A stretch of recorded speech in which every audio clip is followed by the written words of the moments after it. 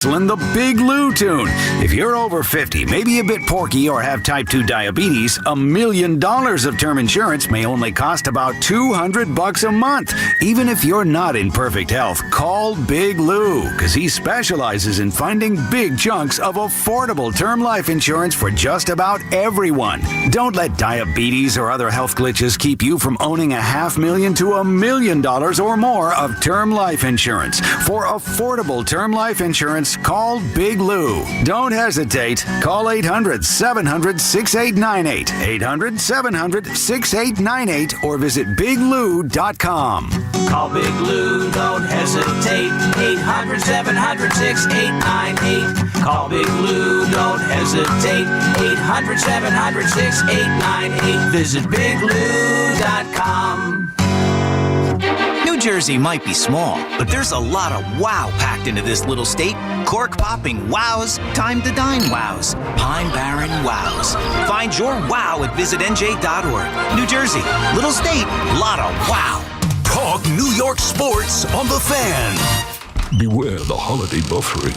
Who are you? The ghost of internet past here to slow down right when your guests arrive. Not this year. We got Verizon's 100% fiber optic home internet. Scored a limited time offer for $20 a month and locked in the price for 3 years. Fios home internet, that's scary fast. Now we can all stream, video chat, and game at the same time. So bye. Call 1-833-VERIZON to switch to Fios home internet today. Fios 300 megabits per second plan at $20 a month with autopay. Any Verizon mobile phone plan and bonus discount. Price guarantee applies to base monthly rate only for my home customers. Terms apply. Check the back seat. Check the back seat. Gets in your head, right? Good, because every year dozens of children are forgotten in the back seat. Cars get hot fast and can be deadly, so get it in your head. A message from NHTSA and the Ad Council. Check the back seat.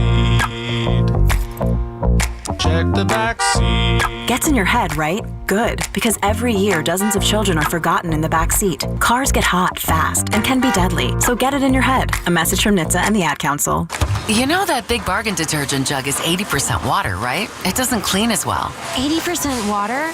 I thought I was getting a better deal because it's so big. If you want a better clean, Tide Pods are only 12% water. The rest is pure, concentrated cleaning ingredients. Oh, let me make an announcement. Attention shoppers, if you want a real deal, try Tide Pods. Stop paying for watered-down detergents. Pay for clean. If it's got to be clean, it's got to be Tide Pods. Water content based on the leading bargain liquid detergent. Tell Siri to dial the Fan. 888-808-1019. Powered by Paramount Plus. Count on Sundays all season long with the NFL on CBS and Paramount Plus. It's KM to AM on WFAN. Sports Radio 101.9 FM. The Fan. WFAN. Here, let's get it, New York City. Let's do another one of those KM to AMs. Obviously, we're coming off another Brooklyn Nets loss. Not going to do much of that. No New York Knicks basketball after they lost another game on the road. We get it. Cam Scatterboo was on WWE. It looked crazy. Everybody's got a crazy take about it. Chill. Still waiting to hear from Aaron Glenn, who's the quarterback this week. You know what we're about to do. Dial 888-808-1019 one time. Baseball fans, the stove is on. Let's have at it. I'm glad I didn't say anything about Josh Naylor and Pete Alonso's contract last night. I didn't really get into Ryan Yarbrough too much because you know what happened today? Trent Grisham accepted the qualifying offer from your New York Yankees. Womp, womp, womp. I'm not upset. I'm not mad. And that's the problem, right? Like, I'm indifferent. I've gotten to this point now where I just am over it. It doesn't matter to me too much. Let's see where the chips fall after this. And let's go back before we get too far ahead of ourselves. The Yankees won the Trent Grisham trade. Did they not? Trent Grisham was the throw-in. The San Diego Padres were trying to shed his contract. He came over here with the generational Juan Soto, who they missed out on last offseason. And then coming into this season, Trent Grisham was looked at as a guy that wasn't even going to start, wasn't even going to play because Cody Bellinger was going to play center field. We're going to do a lot of Bellinger talk tonight. Jason Dominguez was going to take over in left field, and little did we know, Jason Dominguez would be on skates in left field, have a little trouble out there, and Cody Bellinger would move into left field, and Trent Grisham would emerge as this guy that we just did not know what he had, what he could be, because the year before, he barely got off the bench. He barely got playing time. I spoke today to some people saying he should be a fourth outfielder. Keith, he better be a fourth outfielder. What are you talking about, bro? How? He's not going to be a fourth outfielder behind Jason Dominguez. Oh, if the Yankees sign Kyle Tucker and Cody Bellinger, he'll be a... Please. They're not signing Kyle Tucker. They better sign Cody Bellinger. You know the number to dial. The calls are already coming in. And they should. They should. Because I know a lot of Yankee fans, y'all were not celebrating this today, and you don't have to. And there's going to be a point in time tonight where I go to the Yankees Twitter where they posted, "Welcome back, Grish. You're a mean one. Mr. Grish. The Grish who stole Christmas." Some of y'all are acting like Trent Grisham stole Christmas. You never turned down your first fortune. Congratulations, Trent Grisham. You're making more money than you've made in your pretty much whole career in this next year with the New York Yankees. $22 million and some change. And I don't want to hear a damn thing about payroll, $300 million. I do not want this to set them up as any type of excuse making for why they didn't go out and spend and add, because it rubs me the wrong way. If we go back again, Trent Grisham was clutch. You know that whole "you're a mean one, Mr. Grish." I was doing that in the regular season when he was hitting leadoff home runs to tie the game, home runs to take the lead. And you know what I was saying in the regular season? Get this guy to October. He's going to help Judge. What do I know? What do I know? Nothing. Because the lights get bright. And when they get bright like that and guys squeeze the bat tight like that, they revert back to who they truly are. For as much analytics as the Yankees do and rely on, man, they sure do have faith in Trent Grisham being better than the numbers. This was an outlier season. The year before, he was a 190 hitter. The year before, 198. And I know he didn't have as many of opportunities in 2024, but he had plenty of opportunities in 2023 with the Padres. And damn it, I thought that he was going to be clutch in the postseason, because in the 2023 postseason, remember what he did in Citi Field? Mets fans? But the Yankees, I think they like the big sleep. Swaggy T. I called him none of those nicknames. And we're big sleeping on him, I guess. I hope that, the hate motivates him. I hope that he's able to come back and duplicate this year, stay healthy. But he had a hamstring issue all last year. The defense declined some. I don't know what to tell you guys, man. I think with Grish, it's just, Cash said this. Cash said, Grisham had a hell of a year for us. One of the big reasons we had the level of success we did. We'd be happy if he accepted and came back. And there was a John Heyman report out there, of course, saying that Trent Grisham was going to decline the offer. I think that came out, and then I might have been away on vacation the first week of November. I didn't really do much back and forth on it. I kind of just accepted that as, okay, cool. They gave him the qualifying offer, but he's not going to take it. And I had a tweet that I put out there. I said, Trent Grisham, go get paid, cowboy.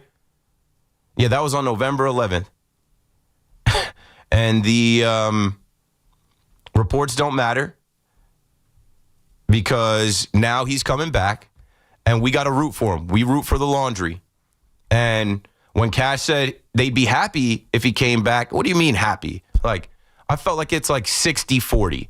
60% you wanted him to potentially leave so you could get the compensatory pick. But 40%, yeah, come back. You know why? Because Judge will not have to play center field, right? And Cody Bellinger is a free agent. I think this is a little bit of an insurance play. The Yankees have had Aaron Hicks in center field, Harrison Bader in center field. I mean, IKF has played center field. You know what I'm saying? Like, they've had a little bit of a revolving door there over the last few years. So with Trent Grisham playing, pretty good defensive plus defender, Trent Grisham having 30-plus homers this year, he comes back, and I think it's just a little bit of an insurance play in case you don't land Cody Bellinger. I mean, the Mets have the opportunity to do the funniest thing again this offseason. And you know what I said last week when I came back? Cody Bellinger's not signing with the Mets. He's got pinstripes in his blood. He bleeds pinstripes. His daddy was a Yankee. He loves being a Yankee. Okay. Well, the Yankees can't play funny with the money now that they gave up $22 million for Trent Grisham because Scott Boras is Cody Bellinger's agent. And Steve Cohen can offer him a suite, offer his model wife and his mom a clothing wardrobe. Like, if they really want to do something funny and play games, Scott Boras, they could run it up for Cody Bellinger, make it really tough on Cody Bellinger to decide whether he wants to sign with the Mets or the Yankees long term. Supposedly the Dodgers are in play for him. Again, I do not think the Yankees are in play for Kyle Tucker at all. He very well might be a Blue Jay. And that's another thing. Speaking of the Blue Jays, I had said this watching the World Series, that the Yankees were going to look at the World Series and see the Blue Jays versus Dodgers, go 7 games and say, we're close. Yep. Those are the teams that eliminated us the last 2 seasons, Toronto and LA. We're right there. We just got to run it back. We don't got to do too much. We don't got to get too crazy. Garrett Cole is coming back. David Bednar is going to close the whole year. We're not going to play stupid games, win stupid prizes with Devin Williams. The Mets are also interested in Devin Williams. We'll unpack that a little later. I think the Yankees do look at the state of baseball with the Dodgers going back-to-back. No way are they going to three-peat.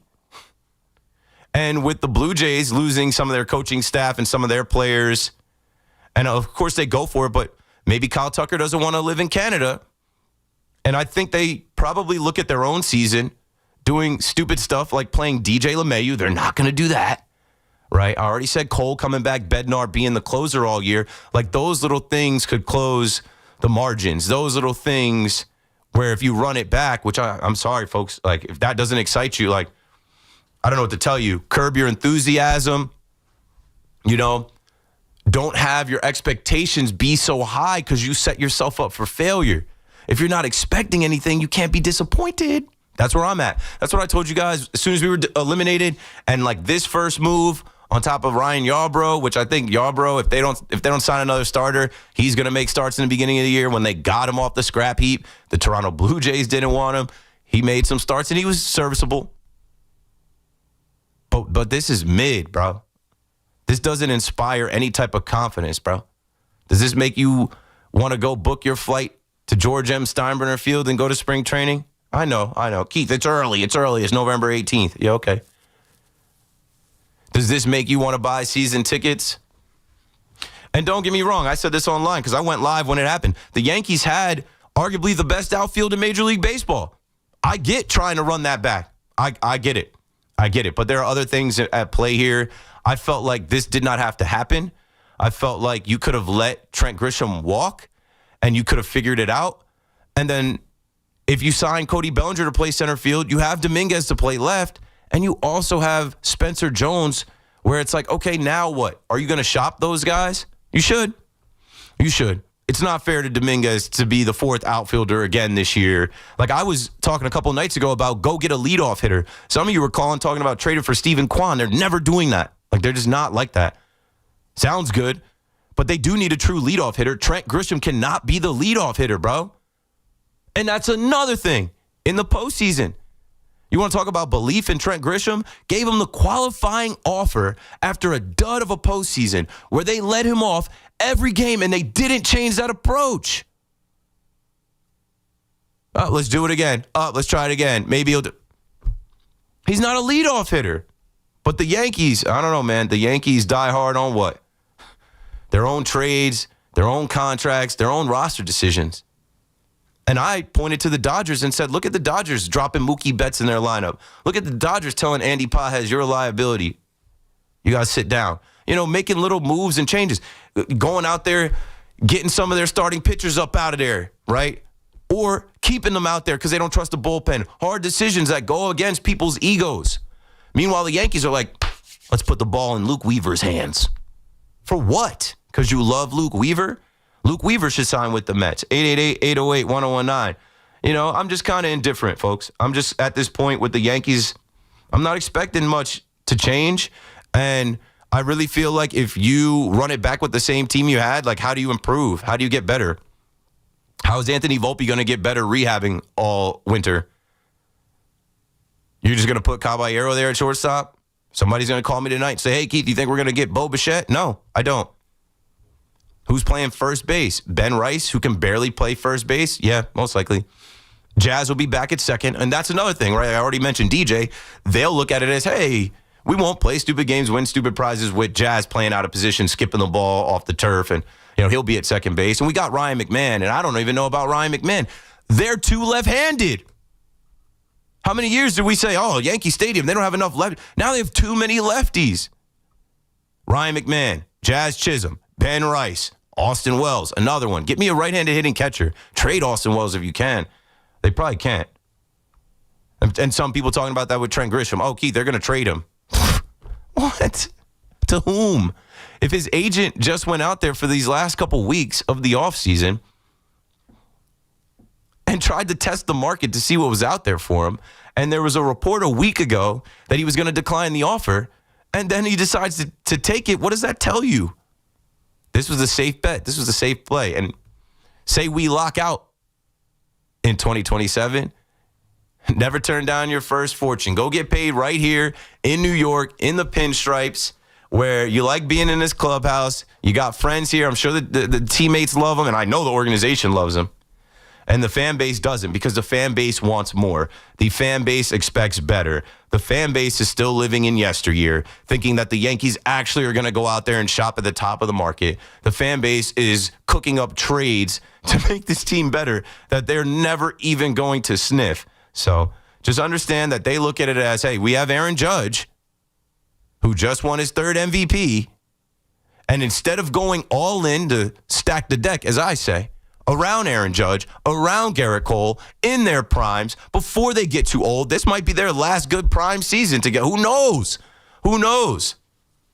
We still got to watch Giancarlo Stanton swing at sliders outside. We still got to watch him not be able to run the bases. Hope that he hits home runs. Hope week continues. Hope that Trent Grisham isn't just an anomaly this year, the prove-it year, to have the best year of his career where he ends up playing for the New York Yankees the second year and gets an opportunity to play pretty much every day. I don't know. I'm sorry. I don't think he's going to be able to duplicate the season that he just had. And you go from getting that season out of him for $5 million to now paying him $22 million and hope decade and a half continues, because you got to hope that this guy doesn't turn back into a pumpkin. 888-808-1019. They better sign Cody Bellinger. They better sign Cody Bellinger. It's going to get crazy if they don't. And you know how this game goes with Scott Boras. And that's why I talk about the Mets. The Mets have the funniest thing they could do. If they want to play funny back-to-back years, they got Soto last year, I would treat Cody Bellinger the same as Juan Soto. He's not going to cost anywhere near Juan Soto. I would play that game, though. You need security detail for your family? You need some premium tickets? Come on, Cody. Come on. Bring the wife. Bring the kitty. Bring the kitties. Bring your wife, Cody Bellinger. We'll hook it up over here. Meet Uncle Stevie. Why not? You guys want to trade Brandon Nimmo? Why not? Cody Bellinger. You guys going to move on from Pete Alonso? Cody Bellinger could play first base too. The Mets could do the funniest thing. They could even be really funny. Go sign Devin Williams. Just like they signed Clay Holmes. Just like the year before they signed Luis Severino. Put him in Jeremy Hefner's, no longer Jeremy Hefner's pitching lab. Go ahead and take the guy that, couldn't do it, figured it out with the Yankees, and then make him a Met, see how it goes. If you're not going to bring back Edwin Diaz, if Edwin Diaz is out there 50-50, we've only just begun. Isn't baseball fun? It's all year round. The stove is barely on. We're just coming out of the GM meetings. We're really not even near the winter meetings yet. But there's a lot of conversation. There's a lot of buzz, a lot of talk about whom is whom and what is not going to happen and what needs to happen and how these things are going to shake out. We don't know. What I do know is Frankie Montas is done. And I think that is a shared pain. That is a shared experience for the Met fan and the Yankee fan. The Yankees traded for him, had him for 2 years. He was an absolute waste of time. I'll never forget Susan Waldman. Susan Waldman knew that he had a shoulder issue, and she was talking about it before we even traded him. She basically was like, I don't think that's going to work out. And then, he signs with the Reds. I think he was traded to the Brewers. And the man from Milwaukee must have sniffed something and said, oh, wait, I've got an idea. This is exactly what I like to do. We can sign a veteran arm for a couple years here. How much, Scott Boras? And Scott Boras said, $34 million. And Steve Cohen said, I got that underneath my couch, bro. Let's do it. Finessing. They be finessing. Finesse $34 million out of the Mets. He wasn't even good in the Mets minor league system. And now he's done. So they release him. And it's just Steve Cohen lights more money on fire than anybody. He lit $350 million on fire this year. And I don't think he's going to do it again, Met fans. So I think we're both in for a mid-off season. The Yankee fan that is dying to get back to the World Series and win one. The Yankee fan that has this impending doom of Judge aging out and Cole aging out and Stanton's already aged out. The window is closing. That was my nightmare 4 years ago when I got on the fan. I told you guys this nightmare I had of these guys not winning anything and them not doing enough and them just doing little marginal things and thinking that it's a crapshoot and they got to get lucky. Meanwhile, you have the Dodgers with a loophole doing everything that they can do. They can be funny too. Go sign Kyle Tucker and reload. And of course they will. Who wouldn't want to go to Chavez Ravine and play for the back-to-back champs and defer some money? And, Kyle Tucker's already rich. Why not? Why not? He's going to sign, a 9-year deal? Man, I think the Met fan that was looking at the Dodgers like, man, we took 2 games off them in the NLCS. We got to get right back there. I think you're far from there. There's a lot of moves and trades that are being talked about. Jeff McNeil, Brandon Nimmo. You need pitching. And I think there's a conflict of interest. I think you have David Stearns, who's still in his mind, small market man from Milwaukee. And then you have Steve Cohen, who is trusting this man. The man from Milwaukee, trusting this man from Milwaukee. But he's still Daddy Warbucks. He's still Rockefeller. He wants to flex. He wants to use his capital. And he doesn't care. I'm going to blow money, and I'm going to do everything I can to get this World Series for the Met fan. What do you say? I'm going to exterminate the negative Met fan or something stupid like that he tried to say? Oh, I'm winning a World Series in 5 years. We're going to win 2 World Series in 10 years. Shh. Say less. I think the Met fan should be raging mad. You should be raging mad that in a year that you sign Juan Soto, you signed Clay Holmes, turned him into... Actually, Clay Holmes was serviceable for what you paid him, but Frankie Montas, you signed him, and Frankie Montas' first comments was, every day, 5 days, we could be throwing an ace. Any one of our 5 starters could be an ace. Dud.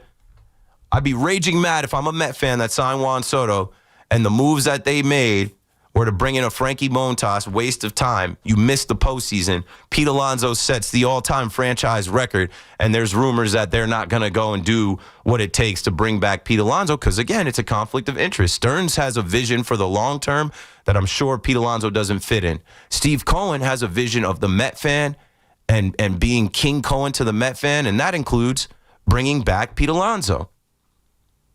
888-808-1019. I think we're all going to be a little bit disappointed. I think we're all going to be a little bit upset at different points in time of this winter. I think we're all going to be looking at this as like, this is not what I would do. This is kind of mid, but so be it. Call me up with your thoughts, your takes, your opinions, your feelings, your ideas on this offseason, how you feel about Trent Grisham coming back for 1 year with the qualifying offer, how you feel about Devin Williams potentially being a Met. Maybe it's him and Edwin Diaz.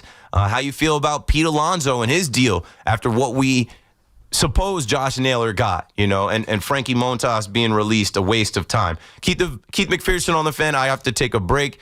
Marco is in here for the update. We're going straight to the update. We're going to break. We're going to break. And then when we come back, Marco will hit you with the update. And we'll start taking your calls at 888-808-1019. Don't go anywhere. We're coming right back. Who will stay? Who will go?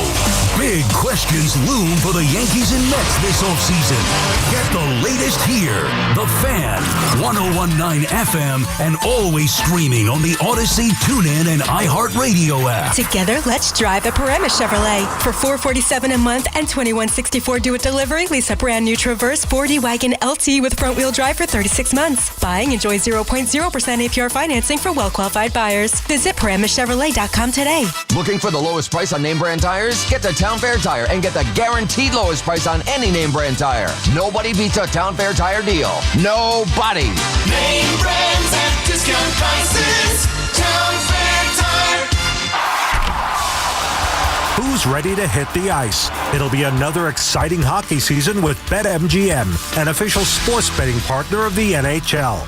From same-game parlays to live bets, you can call your shot during any play. Rooting for your favorite players? You'll find all sorts of markets for betting on any star's performance on any given night. Don't miss any of the action on the ice by getting all your picks in with BetMGM. Ready to shoot your shot? Download the app today and make your bets. BetMGM, make it legendary. BetMGM and GameSense remind you to play responsibly. See BetMGM.com for terms. 21 years of age or older to wager and physically present in New York only. Subject to eligibility requirements, rewards may vary and expire in 7 days. Gambling problem? Call 877-8-HOPE-NY or text HOPE-NY 467-369. We've got more sports talk coming up on The Fan. It's the Kia Season of New Traditions sales event. So don't just hang your own lights. Venture out and look for the northern lights. Drink cocoa on the beach. Or be a drive-by karaoke caroler. Because every new Kia comes with a 10-year, 100,000-mile limited powertrain warranty. So you can take holidays to places they've never been. See your local Kia dealer or visit kia.com to learn more. Kia, movement that inspires. See Kia dealer for warranty details. Event ends 12/1/25. Hey, New Jersey. Now's the time to enroll in quality, affordable health coverage through Get Covered New Jersey. All plans provide free preventive care, coverage for prescriptions, emergency services, and more. Plus, 8 in 10 get financial help to lower monthly costs. If you have questions or need help enrolling, Get Covered New Jersey is here for you. Hurry, open enrollment is happening now. Enroll by December 31st for January 1st coverage at getcovered.nj.gov. Getcovered.nj.gov. Makita knows that pros never settle, and neither do we. With Makita, you get tools that perform at the highest level on every job without compromise. Makita is for the most detailed pros, expertly engineered to deliver precision, job after job. When your work calls for the best, call on Makita. Makita, built to be the best. Available at the Home Depot. Presenting a Gain Flings love story. Dear love of my life, we were on the 12B bus this morning when I caught a whiff. A scent so fresh, so life-changing, I had to find its source. Alas, I didn't know if you were the woman in the pink freshly washed cardigan or the retired mailman next to me, but I knew one of you was my soulmate. Ah, the scent of Gain Flings. Try Gain Flings with OxyBoost and Febreze. We're your official station to talk Yankees and Mets. WFAN, WFAN FM, WFAN FM HD1 New York, and Odyssey Sports Station. WFAN Sports Flash. Good evening at 11 o'clock. I'm Marco Belletti, and this report is sponsored by Chef IQ. Precision cooking, effortless results. ChefIQ.com. Well, Trent Grisham broke out for a career-best 34 homers. Now the Yankees are about to find out if he can sustain that success. Grisham accepted the just over $22 million qualifying offer. Brings him back to the Bronx for the season. Bombers' top priority seems to be reuniting with Cody Bellinger, and this doesn't stop them from doing that, but this possibly crowd the outfield with the likes of Jason Dominguez and Spencer Jones. Mets Mets pulled the plug on the ill-fated Frankie Montas signing. They're releasing him to clear a spot on the 40-man roster. Despite still owing him $17 million for the season, Montas is out for the year with Tommy John surgery. Celtics ended the game on a 24-9 run after the Nets took a 1-point lead with 9 minutes remaining as Boston pulled away with a 113-99 victory. 29, Jaylen Brown, while Michael Porter Jr. led Brooklyn with 25. Rangers trail the Golden Knights 1-0, just starting the second period in Vegas. Kyle Palmieri, a goal and assist. Bo Horvat is 13th. Islanders have been the Stars 3-2. Lightning, they pound the Devils 5-1. Jake Gunsel with the hat trick, and Rutgers handled American University 80-71. 42 degrees, cloudy skies, Central Park. That's what's happening. I'm Marco Belletti. Get the scuttlebutt on your favorite team, the Fan, on the Odyssey, iHeart, and TuneIn apps.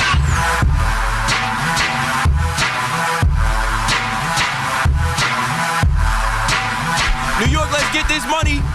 888-808-1019. You guys love talking about the same things over and over again, don't you?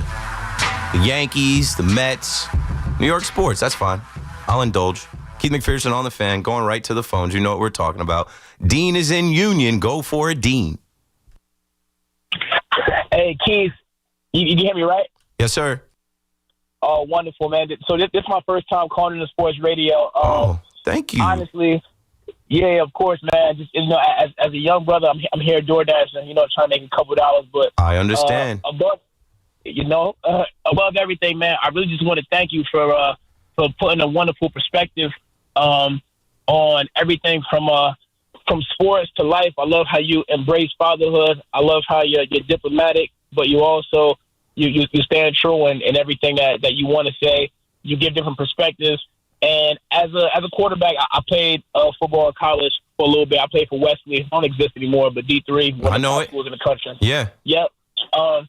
So as a quarterback now, I don't want to dive too deep into the whole Jackson Dart thing. But I'm wanting to say that I think there's an it factor that Saudi has when they're behind that helm and they're controlling a bunch of guys. And it seems as though there's a confidence that he has that you kind of can't teach, and there's a dedication to the game that he has that you can't teach. And I think because of that, we found our future quarterback, and he doesn't understand the concept of losing, which is almost delusional, but it's so delusional that I think that's what every great athlete kind of needs, especially to succeed in this market of New York. So I'll let you expound on that. But I really just wanted to thank you for putting a hell of a perspective on everything and for appreciate being a young you, bro. who, keep hustling, man. Don't worry if they're not tipping out there. Get your paper. Thanks for the call, Dean. I know that DoorDash hustle. That was my only Giants call. And I hope Cam Scatterboo. We'll get into Cam Scatterboo. I hope Jackson Dart is back. I really do hope he's back this week. He makes watching the Giants worth it, and there's not much worth watching at this point. And I think he can inject some energy. We will talk about the Detroit Lions a little bit because they're going to be hungry. It's going to be a tough battle for the Giants to go into their building and win. But I said, what we're talking about. We're talking about Trent Grisham, and then that leads into Cody Bellinger and Kyle Tucker and offseason moves. So let's reset here again. Trent Grisham has accepted the Yankees qualifying offer. A week ago, there were reports that he would decline said offer. That has not happened. He took it. It is okay. He is not the Grish who stole Christmas. Christmas is still going to be good and fun and all right. It is not a bad thing to have 34 home runs back, a good defender in center field where Judge does not have to play a single inning in center. You know what I'm saying? Like, try to think of some of the good. If the Yankees do get Cody Bellinger back, and I expect them to, I expect that to be priority number one, you are running back one of the best, if not the best, outfield in all of Major League Baseball. Sam is in Rockland on the Fan. Go for it, Sam.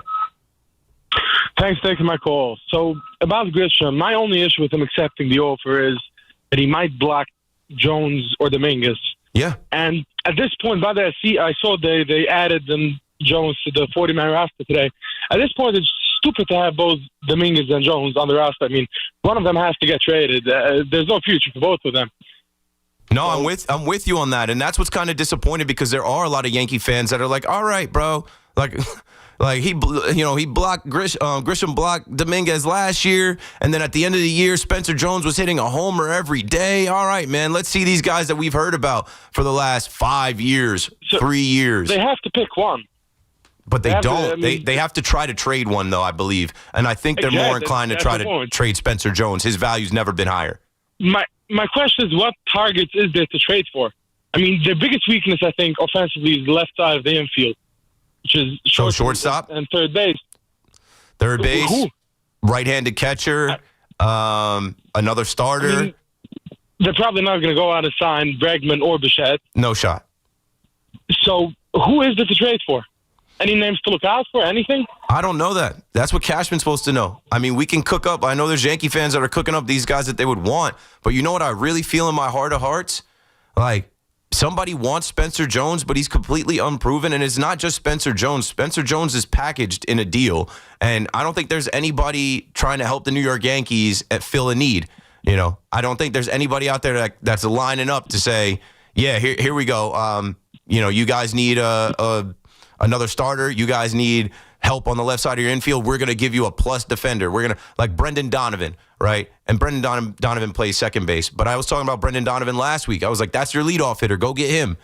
They're not going to go get Brendan Donovan. And I don't have that idea yet. Not on November 18th. I haven't cooked that up in my head. I'm still processing the fact that, like, most likely, most of these games, Trent Grisham is going to be in center field again. And I thought we were going to try and put Cody Bellinger there, and Dominguez would be in left, and we'd upgrade elsewhere. And now that he's taken $22 million this year off the books, like, you got to be really careful about how you play with Cody Bellinger and his money. Thanks for the call, Sam. 888-808-1019. I know there's a lot of you thinking about the youth, right?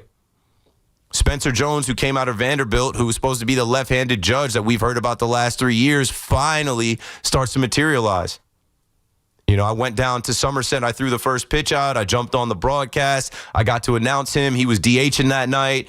And, I got to see the kid, meet the kid live and in person. He's a monster. He looks like a football player. Looks like a tight end.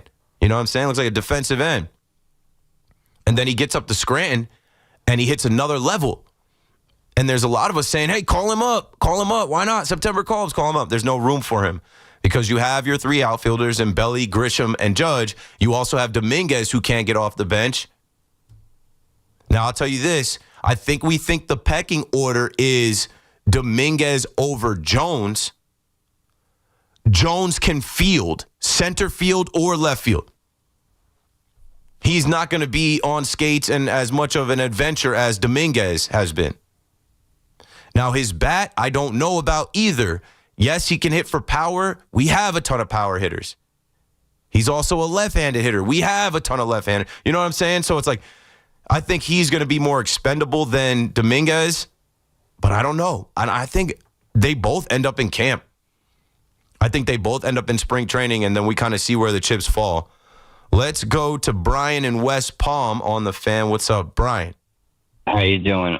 I'm not worried. I've been listening to FAN and some of these people that aren't even Yankee fans. The Yankees will sign Bellinger. I love Tucker, but he wants 10 years, and I like Cody Bellinger. So I'm not worried. I know the Yankees are smart enough. They're not going to let him go. So let's end that.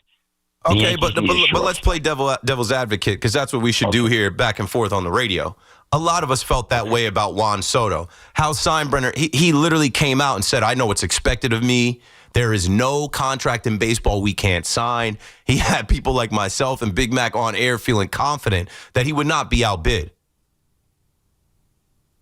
Now, let's play the game. Here we are. Could it be deja vu in 2025 where Steve Cohen is at the winter meeting saying, we're not going to bed. We're going to keep bidding for Cody Bellinger until, they say Uncle Stevie. Yeah, but I'm not a Mets fan, but if I was a Mets fan, I would concentrate on signing Alfonso. Thanks for the call, Brian. Alfonso Soriano, Alonso. You can concentrate on all of it. If you're a Met fan, you are still thinking, hell yeah, they should bring back Pete Alonso. But hey, if we could steal Cody Bellinger from the Yankees, got him again. It's on the table. It's on the table, especially if the Yankees want to, penny pinch. I thought that contract for Juan Soto was masterful. I thought that contract for Juan Soto last year, I was like, oh, wow. With the, AAV, the ability to bring the AAV up, the little bonuses that he had built in, and then all the little bonus things that he had that brought that value up way over $765 million. That's why I joke about the premium tickets behind home plate, the suite, the security detail, the wardrobe. All that costs money, man. They could dangle some of that in front of Cody Bellinger, where Cody Bellinger's like, I got a wife, I got kids, I got a family, I got to do what's best for my family. This is my opportunity. And he's rolling with Scott Boras, who owes it to him. And Scott Boras just did the same thing last year. Bob is in Keyport. Hello, Bob. You're on the Fan. Yo, what up, Key? What up? Just let me get this straight. If Trent Grisham's good this year, right, then it's worth it, right? If he's not good, then it's either way bye-bye. That's literally the point of the qualifying offer. Why is anybody mad that he took it? Because of the money, the number that it is, because of what we think he's going to turn back. We think he's going to revert back into being a 190 hitter and not have as much power. And also, he was a disappointment in the postseason. So myself included, I'm like, contract is not going to be signed. What 8-year contract is going to be turned off because a 1-year deal for $22 million? It shouldn't be. But we're dealing with a different version of the Yankees. We're dealing with a different version of the Yankees now with self-imposed ceilings for how much they're going to spend and them literally stopping in negotiations to not go the furthest distance to be the winner. I'm just putting it out there. Like, if it's Cody Bellinger, because it ain't Kyle Tucker. I've taken Kyle Tucker off the board. If it's Cody Bellinger and his suitors also are the Dodgers and the Mets or the Blue Jays, all three of those teams will go toe-to-toe with Hal Steinbrenner and Brian Cashman to try and get him. It would take Cody Bellinger actually having a love for the Yankees, which we got to cross our fingers that, like, he wants to be a Yankee boy that bad. Oh, you know that, Keith. You know he does. I guess. Yeah, I hope so. I'll hang my hat on that. Thanks for the call, Bob. This Trent Grisham deal should not stop any other deals in the Yankees offseason. Fact. But I do think it's an excuse if they're crunching numbers. And I know Joel Sherman put out that report about the $300 million that they'd like to get the payroll, and I don't care about that. You got to let the chips fall where they may. Let's see how it shakes out with Cody Bellinger. I think he wants to be a Yankee. I think Scott Boras is going to work with the Yankees to make that happen, but it's Scott Boras, bro. He has no loyalty to anyone. He's loyal to the almighty dollar. And he's going to get the best deal for his client and then urge his client to take the best deal. He's never urging his client to take the lesser deal. So this is a real thing. If Trent Grisham doesn't take that $22 million off the books, that money potentially goes to Cody Bellinger and whoever else they're trying to get this offseason. Moose is in Jamaica with us next. What's up, Moose? Keith, what it do? Before I get to Trent Grisham, what I heard from Jeff Passan about the Mets is we're open for business.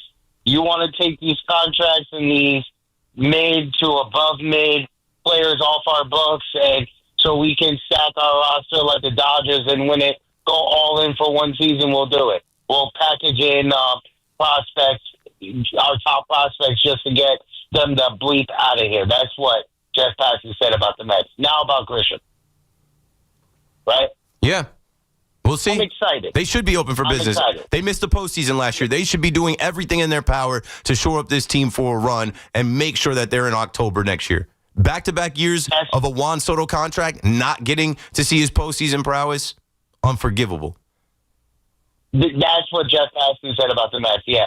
So, but when it comes to Grisham, I'm excited. I was in the stadium for a couple games this year and seen him hit no doubt homers. I know he's legitimately found something, and yes, like you said, and everything in your open, which was absolutely spotless. It was cleaner than a Mr. Clean white floor at a maternity ward.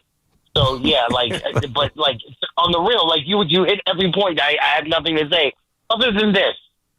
I would like to see Spencer Jones and Dominguez on the roster next season. But that would mean Bellinger doesn't come back. So which would you prefer? The proven commodity, which is Cody Bellinger, or a rookie and a second-year player that was blocked last year from fully getting an opportunity to be a rookie and develop and show what he could do? I'm not saying Cody Bellinger is not an all-world talent. He shows it. But you remember how DJ LeMahieu's contract aged. Because Bellinger's probably looking for 5, 6, did you 7 say that years. last time? I think that I heard that on the fan before. I think it was from you. I got to let you go, Moose, because I'm going to say the same thing. Cody Bellinger's a way better athlete than DJ LeMahieu. He's not going to age like DJ LeMahieu. Cody Bellinger's a plus defender at all 3 outfield positions and first base. He's way more valuable. We don't even know what position Dominguez plays. You know, they're going to trade one of those guys or both. Speaking of trades, Rami just put in my ear, and I'm like, bro, the stove is on. Trade 20 minutes ago. The Baltimore Orioles are acquiring outfielder Taylor Ward from the Angels in exchange for right-handed pitcher Grayson Rodriguez.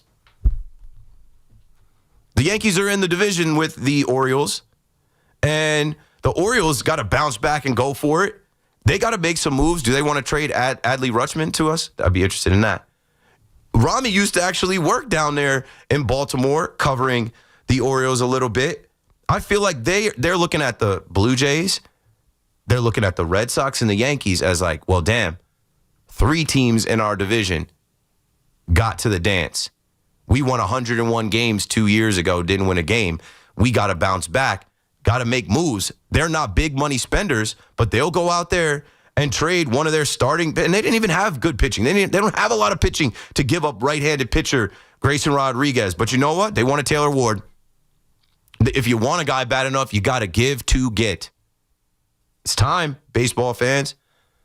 Don't touch that stove. It's starting to heat up.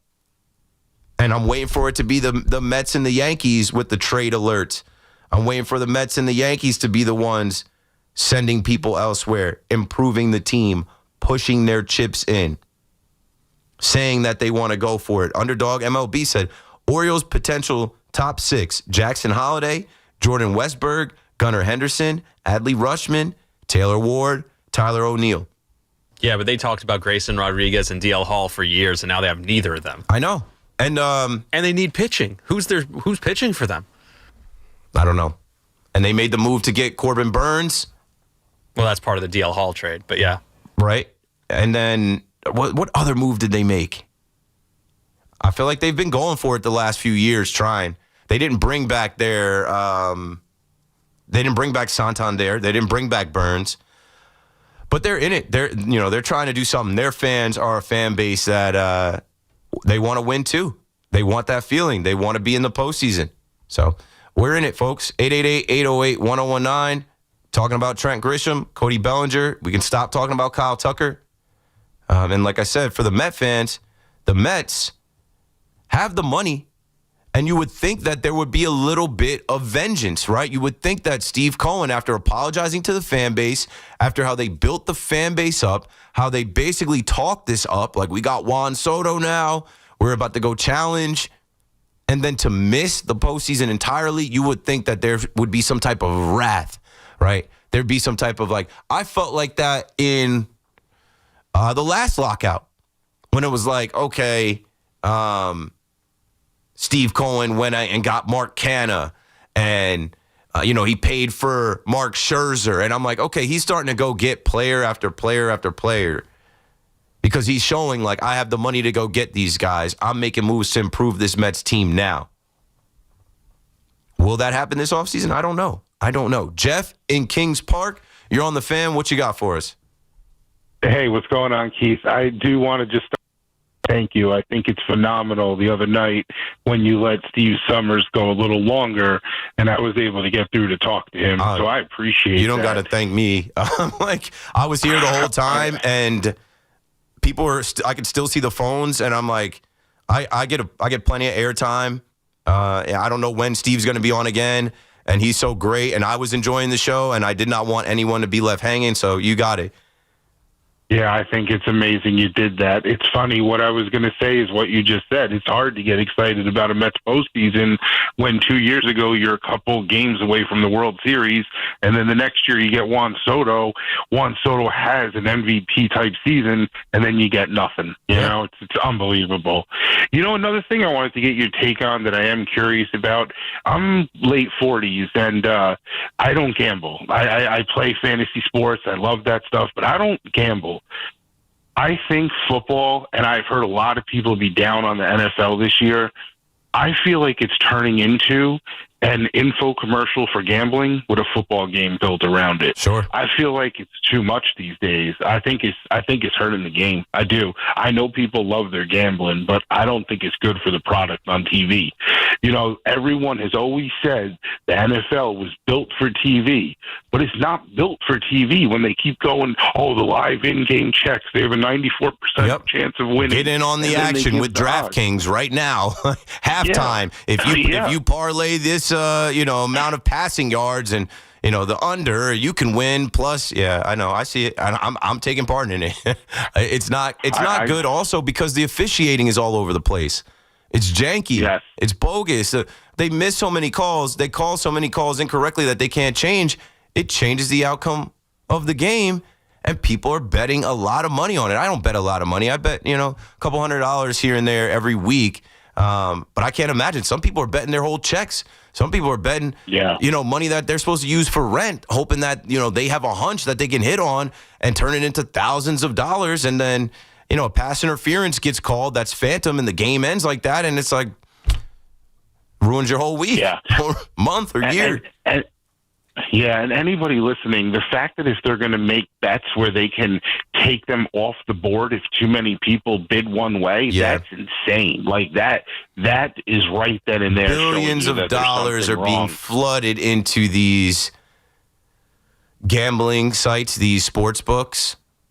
I mean, one of them, and I won't name them, they were down for 3 hours on an NFL Sunday. I would not stop tweeting about it because I thought it was egregious. I'm supposed to be able to cash out my bet. You can't have the app crash on an NFL Sunday for 3 hours and I can't see my bet. I can't see what the cash out feature is. Like, that's janky. That's like almost criminal. Like, that's like you took my money on something, and if I want to pull back, which I have the right to, I don't even have that right to. And by the time I get to the bets, the time has passed. Yeah. I should be owed something for that. Listen, I agree with you, but I feel like it's the law of diminishing returns where eventually it's too much, and I feel like it's getting to be too much. And I agree with you. All the calls are now under the microscope because they're promoting the gambling on the actual broadcast of the show. Yep. It's not like you go to a different channel. It's on the broadcast. Yeah, it's on the broadcast. It's in the stadium. You see the logos for FanDuel and DraftKings. Yeah. Some of them have sports books at the stadium. Some of them have like sponsored suites and parts of the stadium. It's everywhere. Yeah, it's never coming out now. That's the thing. And it's just going to get more and more airtime that takes away from the game. Listen, I took up a lot of your time. I appreciate it. I think you're amazing, Keith, and just keep doing what you're doing. Same thing I said to Summers. You're able to connect to the audience. I think it's phenomenal how you talk about your family life, your kid, all of it. I'm definitely a fan. So good luck, man. Thank you for your time. Jeff, thank you. I appreciate the kind words. Did you mean it? Mm-hmm. Rami back here. We got Rami behind the glass. You don't know what kind of drops are coming in. Let me see if I could sneak in another call. I do have something on that when we talk about the NFL later, because there was an article in Front Office Sports. The headline is NFL refs are ruining the TV experience.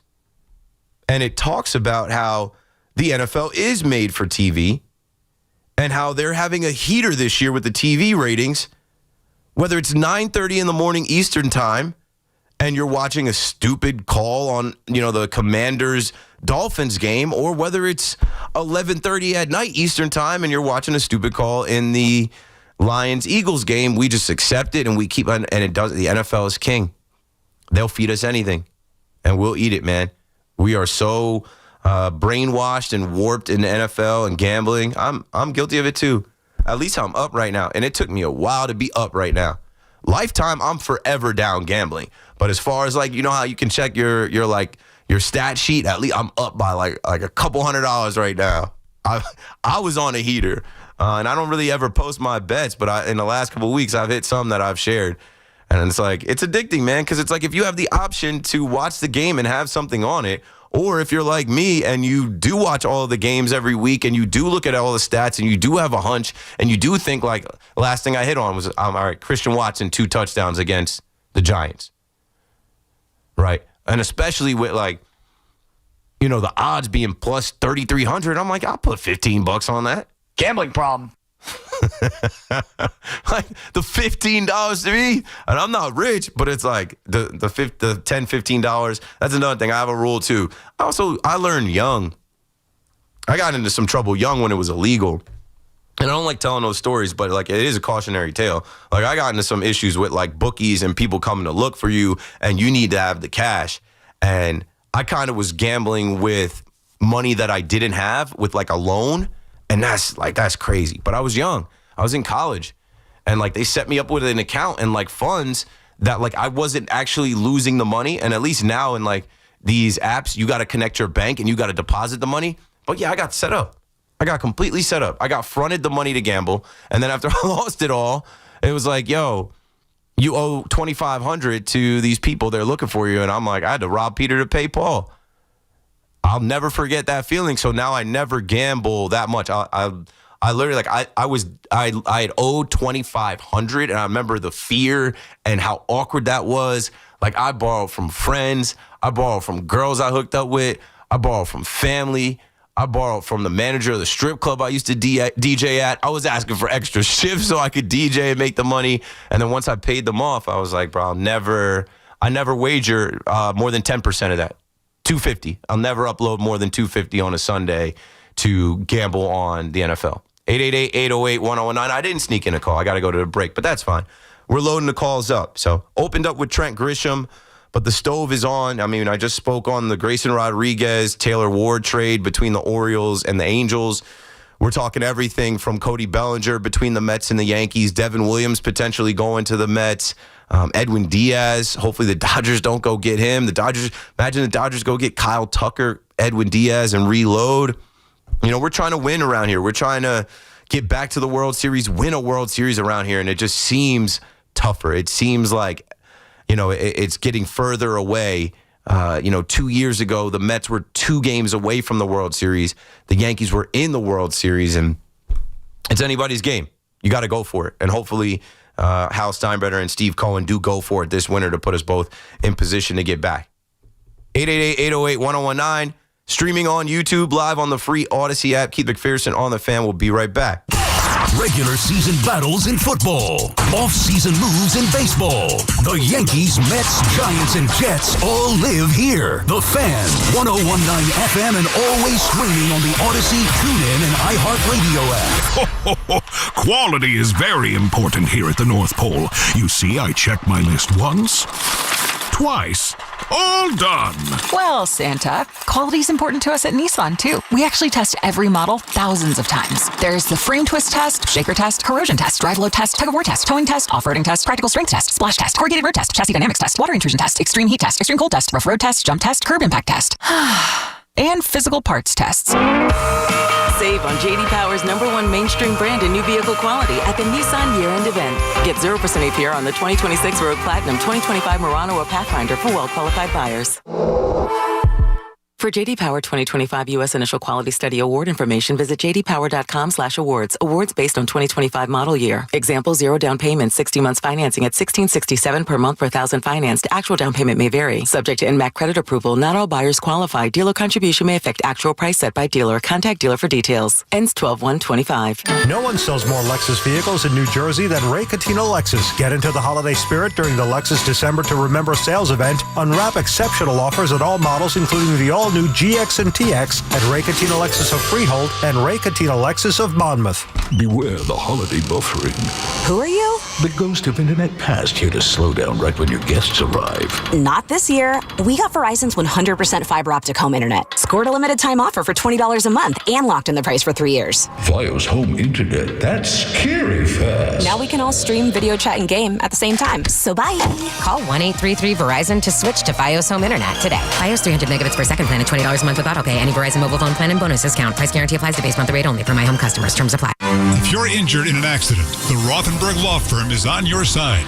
A legendary team that has won billions over 5 decades. The Rothenberg Law Firm. 1-800-624-8888 or injurylawyer.com. If you've been diagnosed with moderate to severe plaque psoriasis, this is what it sounds like to be 1,000,000 miles away. Imagine being 1,000,000 miles away. Tremfya guselkumab, taken by injection, is a prescription medicine for adults with moderate to severe plaque psoriasis who may benefit from taking injections or pills or phototherapy. With Tremfya, clearer skin is possible. In clinical trials, at least 70% of patients saw at least 90% clearer skin at 16 weeks. Results may vary. Tremfya is also indicated for adults with active psoriatic arthritis. Serious allergic reactions and increased risk of infections and liver problems may occur. Before treatment, your doctor should check you for infections and tuberculosis. Tell your doctor if you have an infection, flu-like symptoms, or if you need a vaccine. Ask your doctor about Tremfya. Call 1-800-526-7736 or visit Tremfya.com. Oh, hey, welcome to gift wrapping. Whoa, Zoe Saldana. Hey, can you wrap these, please? Wow, iPhone 17s. You splurged. At T-Mobile, you can get 4 iPhone 17s on them. The new center stage front camera is amazing for group selfies. It's the perfect gift for everyone. I'm the worst. I only got my mom a robe. Well, it's better than socks. So I have to trade in my old phone, right? No, at T-Mobile, there's no trade-ins needed when you switch. Keep your old phone or give it as a gift. Incredible. In fact, wrap up my old phone too for my Aunt Rosa. Forget that. Aunt Liz will be jealous. Sounds like my family. Drama. Oh, I got it. I'll give it to my abuela. I'll take reindeer paper with, hey, where are you going? To T-Mobile. The holidays are better at T-Mobile. Get 4 iPhone 17s on us. No trade-in needed when you switch. Plus 4 lines for just $25 a line. 24 monthly bill credits and 4 eligible board-ins on essentials for well-qualified customers. Auto pay plus taxes, fees, and $35 device connection charge credits ended. Balance due if you pay off early or cancel. Contact us. Finance agreement 256 gigabytes, $830 required. Visit T-Mobile.com. We're always talking New York sports on The Fan. Tune into the BT and Sal Show weekdays from 10 to 2 on The Fan. Presented by your Tri-State Cadillac dealers. Cadillac is the official luxury vehicle of the New York Giants. Fun is in the driver's seat at Nielsen Dodge. Get a great deal on the new Jeep, Chrysler, Dodge, or Ram you really want with 0 down payment available, plus the credit help you need. Shop online at nielsendodge.com. Black Friday sales event. Are you fans? It's football season, so make sure you catch all of the Scarlet Knights gridiron action this season on WFAN. Scarlet Knights football is presented by RWJ Barnabas Health, the official healthcare provider of Rutgers Athletics. Let's be healthy together. Dunkin's $6 meal deal is here for the holidays. Enjoy a bacon, egg, and cheese sandwich, 6-piece hash browns, and a medium hot or iced coffee, all for $6. It's got everything you need to keep your holiday season running. Get it now in Dunkin' stores or order ahead directly on the Dunkin' app. After all, the holidays run on Dunkin'. No substitutions. Participation times may vary. Offer price varies in California and Hawaii. Limited time offer cannot be combined with other offers. Exclusions and terms apply. Go to WFAN.com/contest to enter for a chance to win tickets to see Weird Al Yankovic at UBS Arena on July 11th or at PNC Bank Arts Center on July 12th from our friends at Live Nation. Tickets go on sale this Friday at 10 a.m. at livenation.com. Do you owe $10,000 or more to the IRS like Mark? I've been doing home remodeling for 30 plus years, but the economy crashed. I wound up losing my home, losing my job, and on top of that, owing the IRS a ton of money. I owed the IRS $114,000. It really, truly was the worst part of my life. Then Mark found tax relief advocates. On news radio, I heard about TRA, and I thought, what's the worst that could happen? So I picked up the phone and I called them. When it was all said and done, TRA settled my $114,000 debt for $100, and I'm telling you, I was ecstatic. Could not believe it.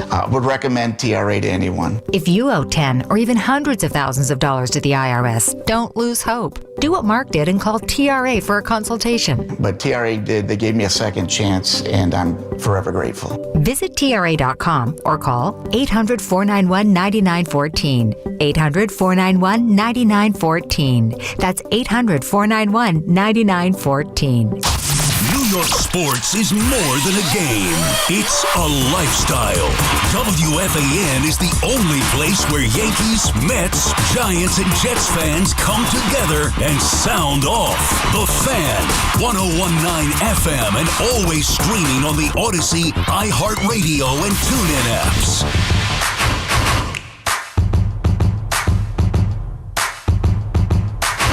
Yeah, buddy. We're talking sports, man. Keith McPherson on the Fan, WFAN, 101.9 FM, on the free Odyssey app, and in the YouTube chat. YouTube chat getting stronger and stronger. Over 92,000 subscribers and a consistent conversation. I even went home and I got in the chat last night because I couldn't sleep, and I was like tweeting too. I like put the attached tweet to my tweet. Hey, let's get the chat over 200 concurrent watchers, chatters. I mean, there's 100 people. There's 107 in there now, but I would say there's probably a consistent like 10 to 15 people talking. But last night I was trying to get people fired up for Big Mac's show. I'll do the same tonight. You know, this is one of those nights where people are going to want to call and talk and speculate. Trent Grisham takes the qualifying offer. I saw somebody in the chat, false alarm. They were like, did the Mets sign Luke Weaver? And I'm like, did that happen during the break? Did that news break? Because I definitely said in my open, maybe they got it from me. I definitely said in my open that the Mets should go and sign Luke Weaver. But yeah, something else I thought during the break as we get back to your calls at 888-808-1019. You know, that QO, that qualifying offer. You know, last year when the Yankees were done with Gleyber Torres, they did not offer him the qualifying offer because they did not want him. And Cashman didn't say anything about being happy if Gleyber, you know what I'm saying? You knew they were done because you knew that they were going to put Jazz at second base, and we should have known that they were going to play games with some type of combination of, oh yeah, DJ, Peraza, Oswaldo Cabrera at third base. How'd that work out? Well, Gleyber Torres gets the qualifying offer from the Detroit Tigers, and he accepts it this year. So he'll be back with the Tigers as well. Good for Gleyber Torres, man. Just getting his money. I think he signed for like $17 million last year with them and had a good year with them. And then he comes back, gets the qualifying offer, $22 million. Good for him. Good for him. Not for nothing. Like he's still a part of a winning franchise, a winning team, a team that's going to be right there in it. I saw a pop up on my timeline today. Like they keep talking about Tarek Skubal. I just don't think that's going down, bros. I don't think the Yankees have Dominguez and Spencer Jones to dangle, Cam Schlittler to even dangle if they really wanted to for a Tarek Skubal move. But supposedly there's rumors that the Yankees are in on him. I think I saw my guys, the good folks at Fireside Yankees, take Jeff Passan's list. It says Jeff Passan has listed the Yankees as a team that could trade for Tarek Skubal this offseason. New York reportedly has pitchers that Detroit would take in exchange for the back-to-back Cy Young winner. Skubal to the BX? Sure, why not? But I don't think that's going down. I think the Mets should be in on the rental. I think the Yankees should be on the rental, but it takes a lot.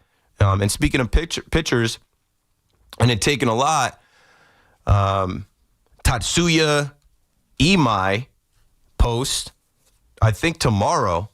Let's see, MLB announced that Tatsuya Imai has been posted. He posted today. Today's the 18th. We're about to be in the 19th.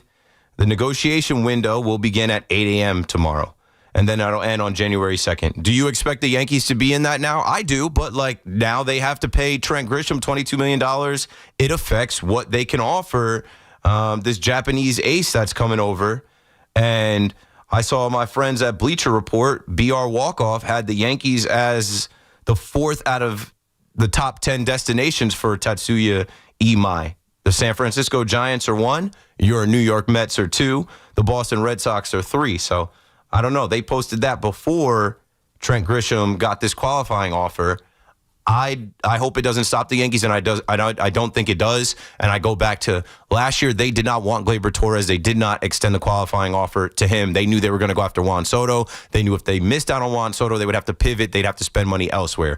This offseason, they knew that Trent Grisham could take that qualifying offer. Many of us did not want to see that, myself included. It is not a bad thing that it has happened. It's insurance. It brings back a guy that performed well, had his best year. You can only hope week continues, that he continues on that same trajectory, if not better, if that's even possible. But it shouldn't stop the Yankees from going to get Cody Bellinger and anybody else like Tatsuya Imai that they might be interested in. Renee is up in the Heights on the Fan. Renee, are you there? What's going on? Keith, big fan, man. Love Appreciate the show. it. Keep doing. Thank you. Man, I just wanted to run by you a few ideas. I'm over here looking at the landscape of baseball and all of that, and I love Bellinger and what Bellinger did for our Yankees this year. But Bellinger's, Jekyll and Hyde. He's Jekyll and Hyde. One year he's good, the next year he's bad. One year he's good, the next. Yeah, and as I'm killing Trent Grisham's postseason performance, it wasn't like Belly tore it up either. I tried to absolve him because I felt like he got hurt in the third game of the Boston series, but nothing ever got confirmed on that. But go on. Chicago loved him that first year that he was with them. Then that second year. They got rid of him. Same thing with he got non-tendered out of the Dodgers for a reason. Yeah, he's real good when he's good, but when he's not, he's not. So giving him a few years, I don't know if I want to. And it's not a few years. He's 30. They're talking about a 6-7 year deal for Cody Bellinger, and it's like that could be risky business. But the Yankees are trying to win now, where that's what it's going to take to bring the guy back. I think the Yankees are really relying on running this thing back because the tiebreaker put the Blue Jays where they were, and the Blue Jays were able to get to the World Series, and they feel like in a handful of months we could be right back there with the same team. Plus Garrett Cole. You look at the options. That's what I'm looking at. I'm looking at all the options and what's viable. So I'm not really in love with Kyle Tucker. Really good player, but I think he's going to get overpaid. Free agency, that's what happens.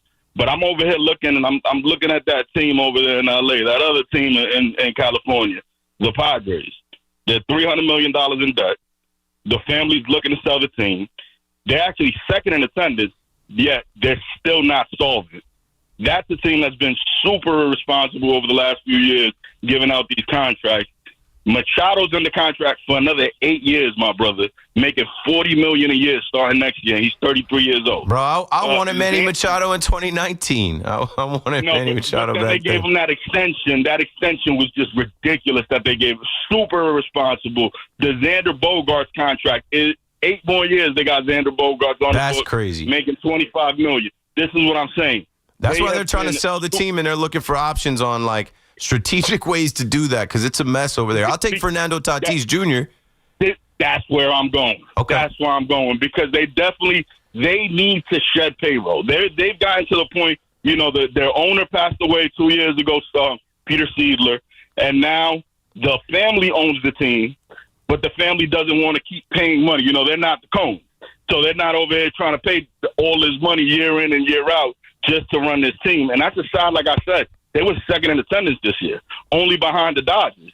They went irresponsibly trying to keep up with the Joneses, trying to keep up with those Dodgers, not understanding, Ohtani only made $4 million over the last 2 years, won 2 MVPs with the Dodgers and was the best player in baseball. You can't keep up with those guys. So they went and they gave all these contracts out. Now they got to sell this team, and they're selling a team that's not generating money. I think, you got to get a little creative. You got to say, do whatever you got to do. Get that boy Tatis to the Bronx because I'm afraid that Boston might swoop in and do something. Boston got that Devers money laying around. Yeah. So, yeah, I'm looking, and I'm saying, what can we do? Maybe even Machado. If you do the right Machado move where they kick in money sort of like the Stanton contract, and the Yankees love to do that. So maybe if they go and they give the Yankees $20 million a year and they cut that Machado contract down to $20 million per year for the next 8 years, and then they take back maybe the third baseman that we picked up from Colorado. That's like $17 million. Sure. Thanks for the call. Appreciate the thoughts and, coming up with stuff. I mean, the only dots that I can connect is the Yankees made the trade with the Padres for Juan Soto. A.J. Preller and Brian Cashman have an obvious relationship. Omar Minaya, who's with the Yankees, has a relationship with A.J. Preller. There could be something there if they're really open for business, as their ownership says, and they're looking to move some pieces. Yeah, maybe. That would come up soon. The GM meetings just happened. The winter meetings are about to happen, but, that's all speculation right now. 888-808-1019. Joey in Brooklyn on the Fan next. Go for it, Joey. Hey, how you doing? How's everything? Pleasure to speak to you. Good. You know what? It's year in, year out. They got to fix third base and shortstop. Your 5-6 hole. It's a mess. You cannot win a championship when you got a third baseman and a shortstop striking out 400 times a game. Bottom of the order. At 198. And you're weak. And you don't even have a first baseman. Correct. Rice is not a first baseman. Correct. Because you could see he has bad feet work. Again, we're going into another season with a bad infield. You're right. What's going on? I can't disagree with anything you just said. It's the truth. Keep talking about outfielders and outfielders, and we're loaded with outfielders. We're loaded with DHs. It's the truth, and they have overlooked it. They've overlooked it for years. Like I said, coming into last year, they sold us on a combination of DJ LeMahieu, Oswald Peraza, and Oswaldo Cabrera playing third base. None of them. And then they thought they were heroes. Oh, they got somebody at the trade deadline where you should have signed Bregman last year in the beginning of the year and made him your third baseman. The guy's a professional and a winner. Yeah, but Cashman hates the Astros for cheating us out of 2017. Stop. He's not. I know. But Bregman is a proven postseason player, and you know what the Yankees need more of? Proven postseason bats, hitters that can hit in the postseason no matter what. And you, Keith, you know me. I'm all about that. Got to get back Yankee blood in that dugout. As coaches, if Boone's going to be the manager, surround them with a better cast of people. Yeah, they elevated someone from, I think, Somerset Patriots. Somebody, you know what? Let him be good cop. He plays daddy ball with Volpe there. Thanks for the call, Joey. I couldn't disagree with that. Ryan McMahon at third base. I mean, I've watched him live, his bat speed, like he was in a bad one for a while. He got a hold of a couple homers. I had really thought that his left-handed bat would play in Yankee Stadium. It did not as much as expected. Maybe he has a great offseason and he's more of a hitter, but you are what you are at this point. Maybe they platoon him. I don't know if they're going to bring in Ahmed Rosario, bring him back. Oswaldo Cabrera should be healthy and be somewhere in there to maybe challenge Oswaldo or Jose Caballero with Oswaldo Cabrera at short. But, what are we talking about, bro? It's mid. I'm not pumped about that. This does not inspire any confidence. It's the New York Yankees. Brian Cashman said it's supposed to be the mecca of baseball, and we're talking about these mid options that we can maybe get by with. You don't get by with those options. You always come up lame with those options. You always get exposed with those options because it's not good enough. It's not cutting it. Shortcuts cut long run short. You see what I'm saying? You have the best player in the game, and when he actually does get the monkey off his back in October and has the best October he's ever had, you're out in the second round. You shouldn't even have had to play the first round, and you're relying on guys like Trent Grisham to lead off and hit, and they can't do anything. Trent Grisham was abysmal in the postseason. Swinging at first, I don't even want to relitigate it because he's back. And Volpe, my thing with Volpe is, how can Volpe get better in this offseason? After the worst season of his young career, how can he improve? He's got to heal. He's got to rehab. So he can't. Unless he's going to have a long stretch of rehab from May to July. I don't know. And you're going to go to June or July with Caballero at short. Is there another option? You speak of trades. There's some Yankee fans saying they got to trade Volpe. How? For what? What value are you getting after the season that was just had? And then, when you go to first base, there will be no more Paul Goldschmidt. Ben Rice needs to spend this entire offseason working on his footwork, working on picking the ball, scooping the ball, playing first base. That's how you can play every day, son. That's how you can be in the lineup every single day. We love the bat. You hit the ball hard. Had a great year at the plate. Showed us she could do that. Even got behind the plate. It's kind of like a technicality. It's another thing. Austin Wells for me, you want to talk about mid? I don't even know if I would qualify Austin Wells as mid. He's just below mid. He should be platooning. They should have a right-handed catcher that could hit with him. But will they go get that? I don't know. The name I threw out was Victor Caratini from the Houston Astros. Go get him. A 260 hitter. Go get him. I don't know. They're not, but I don't think they're thinking like that. They're thinking we got McDonald's at home. They're thinking we're good. We got enough in the crib. We don't have to go shopping. We got it all right here in the closet. What are you talking about? Open up the pantry. We're straight. Ray is in Babylon on the Fan. Next, what's up, Ray? Greg Nettles in the Hall of Fame. What took so long? When I was a kid, and I'm 55 years old, so I was like in third, fourth grade when Greg Nettles was at his peak and was a superstar. And when he was in those World Series and he would do that diving catch, Sports Illustrated had a spread where it took 2 pages of just Greg Nettles with that stretched out body with that photo. He looked like a superstar. He looked like he was just hovering over the ground, over the turf, getting that ball. And it's an image that I'll always remember. And the standard for every third baseman was Greg Nettles. I'm just so glad that he's in the Hall of Fame. I think it's something that's well-deserved, and it took a long time coming. I'm really happy about it. I didn't catch that. Thanks for the call, Ray. I must have missed Greg Nettles getting in the Hall of Fame. Is he on the ballot? I don't know. That didn't. I'm like looking it up right now. Greg Nettles in the Hall of Fame. And shout out to Greg Nettles. Good dude. Funny dude. I had the pleasure of hosting the Thurman Munson Gala last September, which featured him and Bucky Dent and Roy White and Goose Gossage. So, I got to spend the whole night with those guys telling their stories and talking shop. And there's some legitimate old school ball players.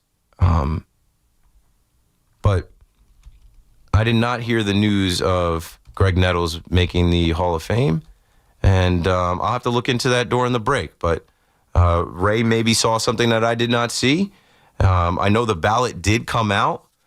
And maybe he's on the ballot, but that doesn't mean you're in. I'll go take a look and do some research on that. Keith McPherson on the Fan. It's already about to be 12. We've got a break. 888-808-1019. I'll say good morning on the other side, BRB. It's Boomer and Gio. Mornings on the Fan, 101.9 FM. It was somewhat of an entertaining game. Yeah, sure, but it was the Giants go down, they score first, right, which we've seen a million times. Yes. They have a lead late against a team that has a better record than they do, and then they don't win the game. Listen to Boomer and Gio on demand on Apple Podcasts, Spotify, or wherever you get your podcasts. Now's the time to enroll in quality, affordable health insurance through Get Covered New Jersey. All plans provide free preventive care, coverage for prescriptions, emergency services, and more. Plus 8 in 10 get financial help. Enroll by December 31st for January 1st coverage at getcovered.nj.gov. Makita knows that pros never settle, and neither do we. With Makita, you get tools that perform at the highest level on every job without compromise. Makita is for the most detailed pros, expertly engineered to deliver precision, job after job. When your work calls for the best, call on Makita. Makita, built to be the best. Available at the Home Depot. That's the sound of James adding long-lasting Gain scent boosters to his laundry this morning. Several hours later, James sniffs the irresistible scent of Gain on his shirt. Gain. Several hours later, James has even caught the attention of his mother-in-law, and she never gives him attention. Ooh, you smell amazing, James. Oh, thanks, Mom. I love you too. I never said that. Add Gain scent boosters to your laundry. Add joy to your day. You've got a big day.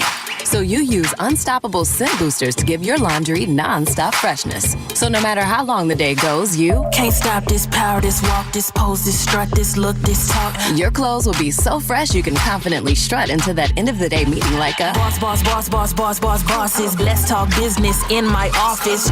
Add new Unstoppables beads to your wash for 24-hour non-stop freshness so you can smell unstoppable. Together, let's drive at Paramus Chevrolet. For just $227 a month and 2004 do-it delivery, lease a brand new Equinox 4D Wagon LT with two-wheel drive for 36 months. Buying? Enjoy 0.0% APR financing for well-qualified buyers. Plus, every Paramus Chevy vehicle comes with America's #1 VIP Plus program, including complimentary New Jersey state inspections, oil and filter changes, loaner cars, and so much more. Visit ParamusChevrolet.com today. Calling all hoops fans, get off the bench and onto the court for another exciting basketball season with BetMGM, an authorized gaming partner of the NBA. From same-game parlays to live bets, you can call your shot during any play. Rooting for your favorite players? You'll find all sorts of markets for betting on any star's performance on any given night. Don't miss a single highlight or buzzer-beating shot by getting all your picks in with BetMGM. Ready to shoot your shot? Download the app today and make your bets. BetMGM, make it legendary. BetMGM and GameSense remind you to play responsibly. See BetMGM.com for terms. 21 years of age or older to wager and physically present in New York only. Subject to eligibility requirements. Rewards vary and expire in 7 days. Gambling problem? Call 877-8-HOPE-NY or text HOPE-NY 467-369. This year's Farmer's Almanac warns of a harsh, super snowy winter. So take control of the wet, snowy, and icy conditions with a new set of Bridgestone winter tires from Town Fair Tire at the guaranteed lowest price. Plus, Town Fair gives you the most free services for life with your purchase of Bridgestone winter tires. For the guaranteed lowest price on Bridgestone winter tires, nobody beats Town Fair Tire. Nobody. Name brands at discount prices. Town Fair Tire. Hey, nice job, Pete. I like those clean lines. Fellas, do we have anyone that can get to Greenport today? At Corey's Landscaping, the staffing plan is in the weeds. Anthony, we need that leaf blower over here. 3 more new customer requests just came in. Who wants to work some overtime? He needs to dig up quality landscapers and fast. I need Indeed. Indeed you do. When you sponsor a job on Indeed, it's easier for talented candidates to find it, which makes it easier for you to hire them. Visit Indeed.com/credit and get $75 towards your first sponsored job. Terms and conditions apply. Pros don't just show up. They prove how it's done with precision and without shortcuts. Makita tools are built the same way, with a dedication to lasting quality, trusted performance, and results that reward your effort year after year. When the job calls for the best, call on Makita. Built to be the best. Available at the Home Depot. Hello, Crushers. It's your host, DJ Divine, telling you that Candy Crush music season is here. Tasty. Conquer levels to mix your own track and win sweet rewards. Divine. Now let's swipe to the next track. Take it away, Thundercat. Candy Crush music season. Play now. From November 3rd to December 7th, selected players level 36+. Terms apply. See in-game. Optional in-game purchases. With federal workforce cuts and the recent government shutdown, job insecurity is hitting families across the country. For the military and veteran community, these challenges compound the already difficult transition from service to civilian life. There's a lot at stake, and DAV, Disabled American Veterans, is one charity stepping up to help. U.S. Marine and Air Force veteran Dan Clare, DAV's Chief Communications and Outreach Officer. Through our employment and entrepreneurship efforts, DAV connects veterans and military families with meaningful job opportunities and resources to build successful post-service businesses. As part of these efforts, DAV is hosting a virtual job fair on November 25th. That's open to participants across the country at no cost to them. In 2025, nearly 8,000 job offers have been extended to fair attendees across 98 events. To learn more, visit jobs.dav.org. Ray Cattina Lexus of Freehold and Ray Cattina Lexus of Monmouth. One legendary name, 2 exceptional destinations.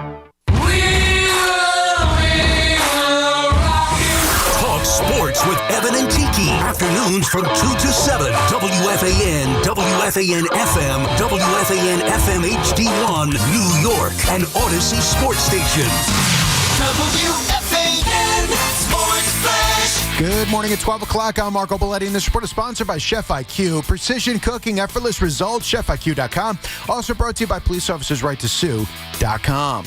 Well, can he do it again? That's the question for Trent Grisham. 29-year-old broke out for a career-high 34 homers, career .218 hitter, accepting the qualifying offer, returning to the Yankees just over $22 million.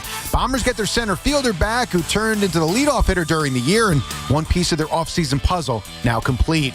No surprise, Edwin Diaz declined the qualifying offer, makes him a free agent. Mets also released Frankie Montas, despite still owing him $17 million, set to miss the season with Tommy John surgery. Cam Scadaboo caught plenty of heat for his appearance on Monday Night Raw, got shoved despite being in that walking boot. Tyrone Tracy quick to say he'd have his back no matter the circumstance. I wasn't there last night. You best believe I was fighting. I was fighting at home though, telling him to duck, and sit down. But you know, it's Cam a wild man. Cam a wild man. So everybody knows that. So he gonna go out there and do what he do. Celtics overpowered the Nets 113-99 and the game on a 24-9 run. Michael Porter Jr. led Brooklyn with 25. Rangers trailed the Golden Knights 2-1. About 4 minutes gone by in the third period. Johnny Brodzinski with the blue shirt tally. Islanders trim the Stars 3-2. Bo Horvat is 13th. Kyle Palmieri goal and assist. Lightning thumped the Devils 5-1. Jake Gunsel the hat trick, and Rutgers took out American University 80-71. 44 degrees, cloudy skies at Central Park. That's what's happening. I'm Marco Belletti.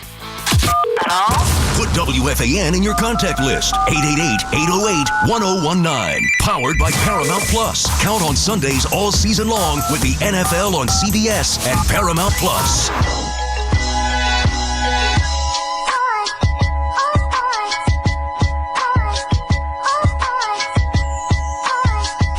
Good morning, good morning. Man, the days are flying by. It's November 19th. It's Wednesday, so we're a week away from Thanksgiving Eve. You guys know Thanksgiving Eve. When you're a little bit younger and you're coming out of like high school and college, you go back to your hometown, you go to the bar, you get drunk, or you go to somebody's house, you get drunk the night before Thanksgiving, but don't get too drunk. Like I had some of those episodes where you're so drunk that you're hungover the next day and you don't have an appetite, and then you can't eat the Thanksgiving food the right way. You don't feel right. And back then, I used to be a stupid Dallas Cowboys fan. They used to make me sick on Thanksgiving. Ugh. Used to ruin Thanksgiving on top of the hangover. Man, I don't miss those days. I will be sober, and I will be rooting for the parlays. I don't even know who's playing. The Chiefs play this year against the Dallas Cowboys. Chiefs will find a way to beat them. Chiefs are having a terrible year, but they'll win that game. The Packers-Lions. The Lions always play. That should be a good matchup, Packers versus Lions. Lions will be coming off of facing the G-Men, maybe Jackson Dart. And then there's the Bengals versus the Ravens as the night game, little AFC North matchup. And then bonus, you know, Amazon's a player now with Netflix and Peacock and everyone else. Black Friday game, the Bears versus the Eagles. So that's next week.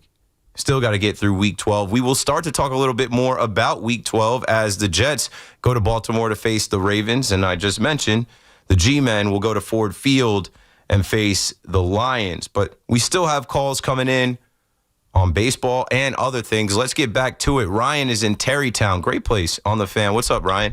Yes, sir. Thank you for taking my call, Keith. Need a swing on Roar debate. You know, as a respectable Devils fan that you are, thank you. Yeah, we got smacked tonight.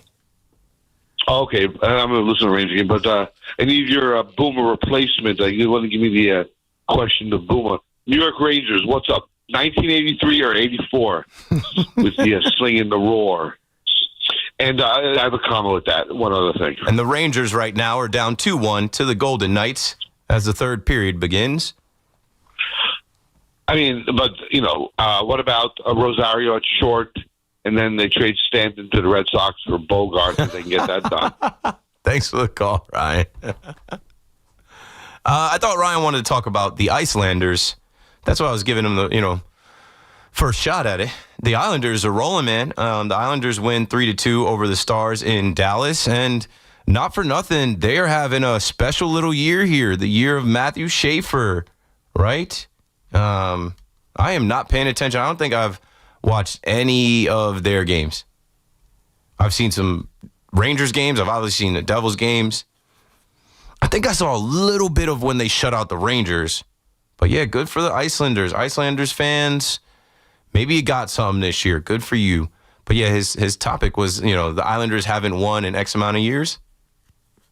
But I guess he was all like trying to get at the Rangers. Well, I don't know. And he says, how about Ahmed Rosario at shortstop?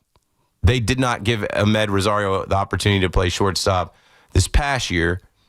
And I think it'd be Jose Caballero above him. And I think Ahmed Rosario would have to be re-signed. I think he's a free agent.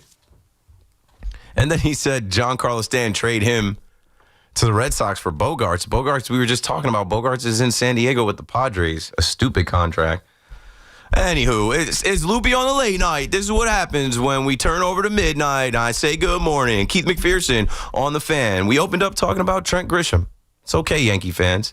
He's not the Grish who stole Christmas. He's running it back with the Yankees, and we got to show him some love. It's year 3. I was thinking about, and I always talk about that night, the Dodgers series 2 years ago, where they shut Juan Soto down because of a little bit of a wrist injury scare. And there were Yankee fans that felt the need to chant, "We want Soto. We want Soto," as Trent Grisham was in the batter's box on Sunday Night Baseball against the Dodgers. I missed that one because I yelled so much Friday and Saturday in the faces of Dodgers fans. You do not want to go upstairs to the 300 level when the Dodgers are in town. By Sunday night, I had no voice. Saturday I had no voice. I was in the Ford Club trying to get a little bit of, salt, lemon, lime, some with some honey to get my voice back. But I was disappointed in the Yankee fans. And it goes back to rooting for the laundry.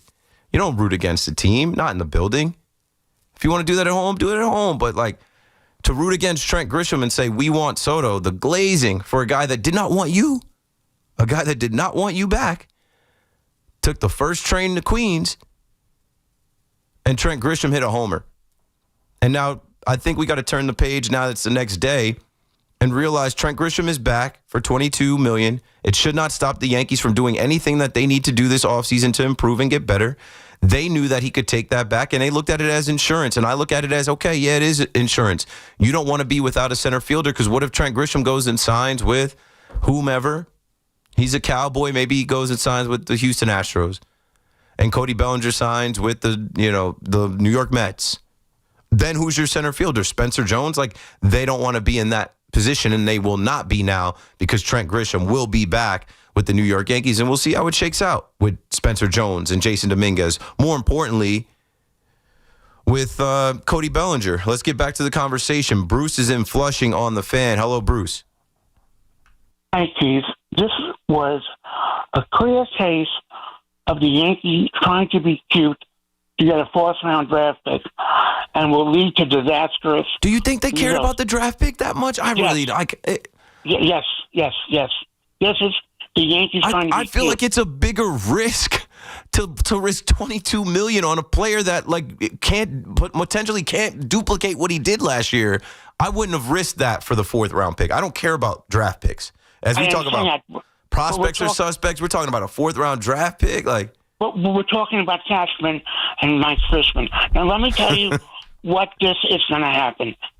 We all know Al has a budget line of about $308 million. Now, you gave $22 million to Gresham, brings you about, $260 something at the moment? I'm not doing the math because I'm hoping that 300, 307, 308 isn't real. Because you can't have that when you're going to go after Cody Bellinger and he's going to have suitors in the Dodgers, in the Mets. You can't have that when there are other holes that need to be filled on this team. Volpe is out. You need another catcher. I think you need another starter unless Ryan Yarbrough is really going to be the bridge. I think there's more to do where they can't be penny pinching, man. They can't be putting a self-imposed tax or ceiling on their spending. I don't want to believe it. Well, see, if you didn't have Grisham, then he could have given Bellinger whatever he wanted. Right. And be fine. And then you could have still went and possibly gone and signed Grisham if you really wanted him that bad. I don't know. I wouldn't have done it. I said it's stupid to me. I felt like it didn't need to be done, but they are in love with Trent Grisham. And what bugs me out is they're supposed to be so analytical, and you mentioned Michael Fishman. Michael Fishman, you believe that these players are numbers. They are what they are. So you mean to tell me you believe Trent Grisham is more of what you saw this year than what he was the 4 or 5 years before that? I totally agree. But here's my second point. Because you added Grisham, now you can't protect Henry Lalonde, who throws 102 miles an hour. I guarantee you, he's eligible now for the waiver draft. Oh, yeah, they're out on him. They're out on him, in my opinion. They're not going to bid, but they're not like... Let me finish. This, in my humble prediction, you now will see a major trade involving Lane, possibly Dominguez, to get maybe a Joe Ryan, Lopez, the kid from Miami, Alcantara. But you now have forced the Yankees not to keep Lane and to use him in trade, because there's no way you can let him go for free in the waiver draft. I will humbly predict there will be a major trade involving Lane before the draft. Who is this we're talking about? Lane? Yes, the guy who throws 102 miles an hour. Okay, see, so I jumped ahead of myself. I thought you were talking about this Tatsuya Imai coming out of Japan. No. I'm like, they're definitely out on him. I'm now. This is a prospect we're talking about? Yeah, he played double-A this past year. Okay. And I've seen his pitch. He is unbelievable. You've now lost him forever. I don't know why we've lost him forever, and I'm blanking on this pitcher. I know Elmer Rodriguez Cruz, Henry Lane. Yes, he throws 102 miles an hour. He was a starter. He was in Double-A this past year, and now the Yankees can't keep him because he's not going to go. If he exposes him in the waiver draft, 10 teams will pick him up. Now the Yankees are forced to trade him because they signed Grisham. They protected Chase Hampton, and they choose Hampton, and he's coming. I know he's been a great prospect, but he hasn't really pitched the last couple of years, and he's coming off Tommy John. But so because of this idiotic move, you now are forced to trade Lane, and that's now maybe that was in their plans all along. I don't know, but you cannot expose him in the draft because you lose him for sure. Right, and there will be a major trade because of this move. Thanks for the call, Bruce. Yeah, so I did see something about that, and I do know now who we're talking about. In my mind, I'm thinking Tatsuya Imai. So the Yankees protected Chase Hampton, Spencer Jones, and Elmer Rodriguez Cruz ahead of the Rule 5 draft. Now potential prospects who could be swiped from the Yankees at the winter meetings include relievers Razelman, Heston Morrill, Harrison Cohen, top 10 prospects Henry Lane, and Brock Selvage. Slugging first baseman TJ Rumfield and outfielder Jace Avina. And I don't pretend to be deep in the farm and in the prospects. I am a baseball fan, but I'm also a NFL fan. I am also a college football fan. I'm also a NBA fan, NHL. I think if you're really just a baseball fan, you could zero in and know all of these guys. But as I do go back to something that I had, there's an article from my guys over at Yanks Go Yard about this.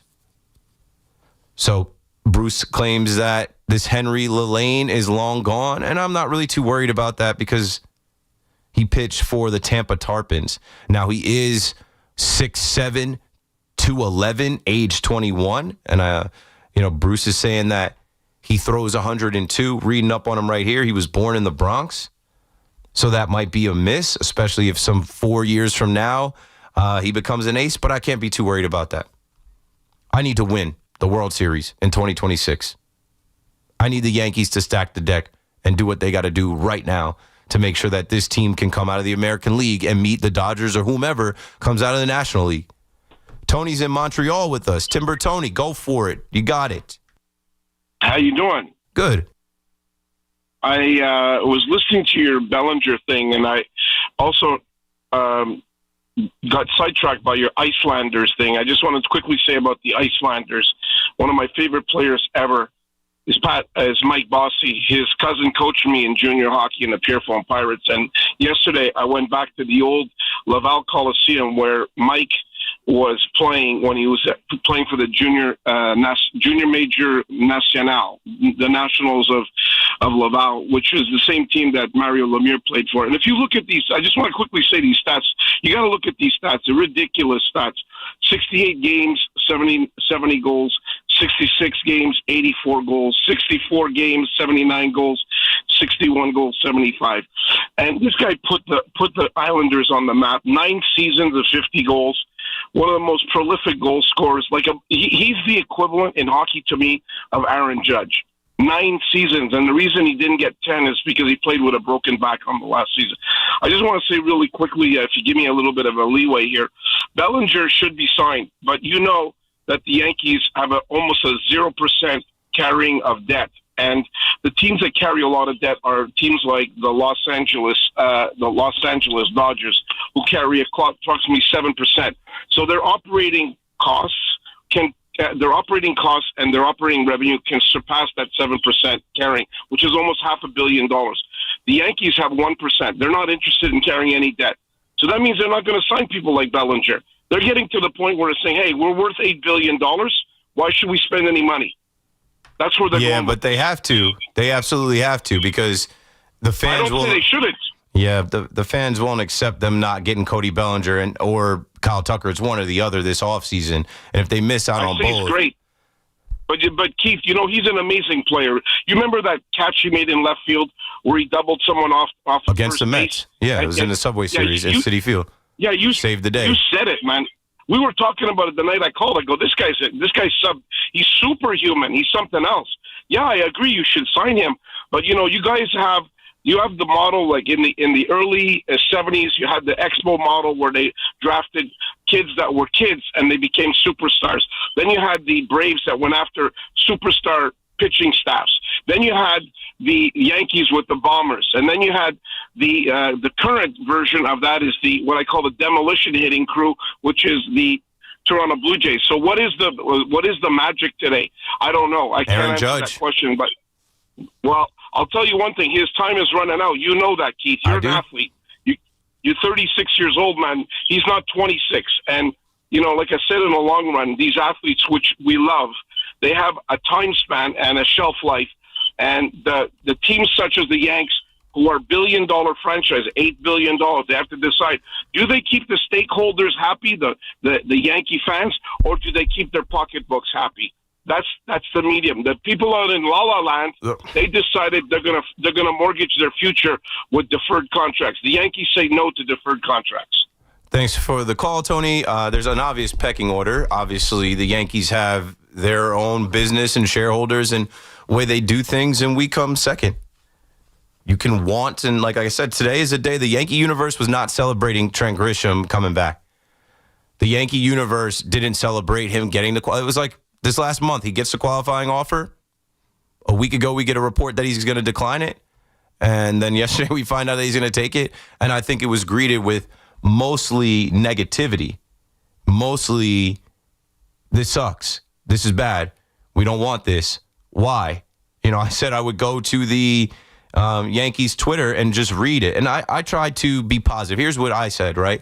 Because after I got over it today, I said, they big sleeping on you, Trent. Let the response motivate your offseason. Use the negativity as motivation. Come back and do it again and leave your mark in October. That's the only way to get respect around here. Congrats on the payday. But I joked underneath the comment because there were a bunch of other comments. I said, the Grish who stole Christmas. Mostly it's Curb Your Enthusiasm gif, Dumb and Dumber gifs, and people saying F the front office, send Cashman to Cuba. His mustache does more work than the Yankees general manager. A gif of someone drinking bleach. Like this, the Yankees put out, welcome back Trent Grisham, with a picture of Trent Grisham, and it is greeted on Yankees Twitter by, probably 90% of trolling, negative jokes about the guy. Because we don't care. He had a great season for the Yankees. Someone even went as far to say that we made it to the postseason. We don't make it to the postseason without Trent Grisham. I think that's a stretch, but I guess it's valid. He had his best season ever this year. He was a part of it. He helped win a lot of games. He helped keep us in a lot of games. He tracked down a lot of fly balls. He hit home runs. Oh, man. Someone replied underneath. Dr. Will says, Trent Grisham, 2025 postseason. 11 games. Slash line 208, 300, 417. Plate appearances 40. He had 7 hits, 3 doubles, 0 triples. No, this is incorrect. This is incorrect. This is not. I'm like, I watched it. This isn't what happened. But I do need to pull his numbers because his postseason numbers were abysmal, where that was the main thing for me to say, that's it. That's all we need to see here. We got the pop, We got way more out of him than expected in the regular season, and then nothing in the postseason where I'm like, I'm good. But the Yankees weren't good. So it doesn't matter if I'm good. The New York Yankees decided it was worth the qualifying offer. I know Bruce said it was, trying to be cute and get the compensatory pick off of the qualifying offer. I don't think it was that either. Like, who cares about a 4th round pick? I think they honestly looked at it as insurance. And I went back to talking about, hey, like, we had to trade for Harrison Bader. We didn't have a center fielder. We had freaking Greg Allen in center field not that long ago. We had IKF in center field not that long ago. We had Judge playing center field. Judge can't play now. Like, there's some of you that want Judge to be at first base. It's a wrap for Judge playing center field. We don't want to see that. And so now Trent Grisham shores up that you have a center fielder in the event that Cody Bellinger signs elsewhere. They do not want Dominguez in center field at all. They didn't once try the combination of Cody Bellinger in left, Dominguez in center, Judge in right field. And I get it. Because most of the reports and most of the people said, if you think he's bad at left field, he's just as bad at center field. I didn't see that in the first 8-game sample size in 2022 or 2023. But the Yankees know what they know. And I know what I know. I'm guarded. I'm not letting the Yankees hurt my feelings. I'm not expecting anything. So I knew when it was put out there that he could accept it. If I'd hoped for him to go elsewhere. But great payday for the guy. The guy earned it. He goes from $5 million this year to $22 million after a no-show in the postseason. He's your starting center fielder again. And hopefully that hamstring is healed up. And hopefully he did find something and he can duplicate his postseason or his regular season performance. And then we get to the postseason next year and he's got redemption. That's all you can hope for. Hope we continues. 888-808-1019. But again, the feeling of they're running it back, the feeling of they think that they're close is prominent right now. Like that has been my overarching feeling. I said it during the postseason. After we got eliminated, I take no solace in the fact that we were eliminated by the Toronto Blue Jays and they were this close to winning the World Series. But I think they do. I think they can go to sleep at night knowing we won just as many games as we did in the year we went to the World Series. It was a tiebreaker that didn't get us the division this year. And we threw away games with our stupid decisions. How many times are you going to pitch Devin Williams? You let Devin Williams, at least that I remember, it was at least like 12 or 13 different opportunities that, like, maybe if you didn't go Devin Williams, you win those games. One of those games could have changed your fate, your outcome. Maybe if you didn't have DJ LeMahieu out there who couldn't get to routine ground balls, Jazz Chisholm at third base, making things more difficult, maybe you win one of those games. Maybe if you didn't run Volpe out there with a hurt shoulder, acting like he's good, he's okay, and you went to Caballero sooner, maybe you get one of those games where Volpe's striking out an automatic out and then also leading the American League in errors. I don't know, folks. I don't know. I'm jaded. I am at the point with the Yankees, I'm aging out. I'm not excited. I'm going to always be a Yankee fan, a baseball fan. And for my own personal enjoyment and interest, I will go to spring training. I'll be at opening day. I'll probably go to 30 games this year. Instead of 40, 50 games, 30 games this year. Because I just don't believe.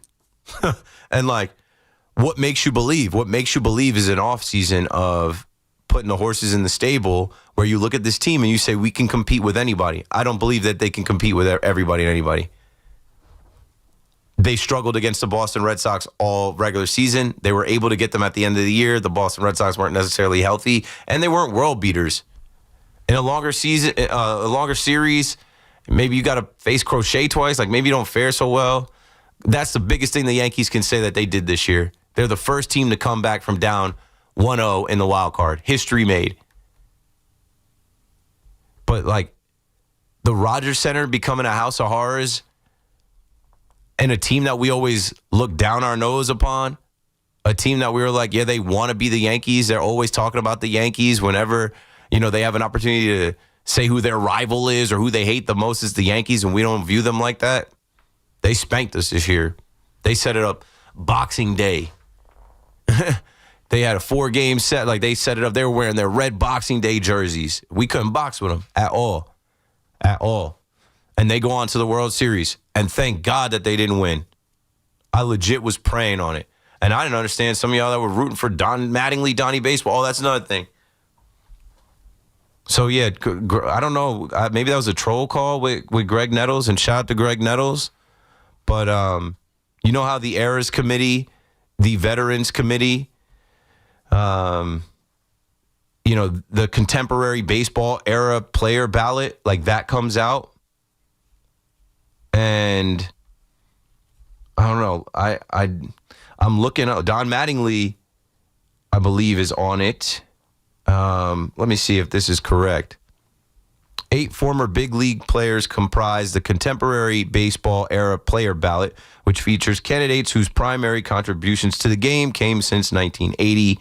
And the results of the contemporary baseball era committee vote will be announced live on MLB Network, 7:30 p.m. Eastern Time on December 7th. First off, Barry Bonds, who should have been in the Hall of Fame. The Rocket, Roger Clemens, got to hang out with him at David Cohen's golf outing. Great storyteller, awesome guy. Carlos Delgado, who was just in town for PR versus DR, Puerto Rico versus the Dominican Republic that went down over the weekend at Citi Field. Jeff Kent. And what just sparked my memory, Don Mattingly is on this ballot. Dale Murphy, Gary Sheffield, and RIP Fernando Valenzuela. Fernando Mania. So that's the list of the Errors Committee for this year going into the Hall of Fame voting.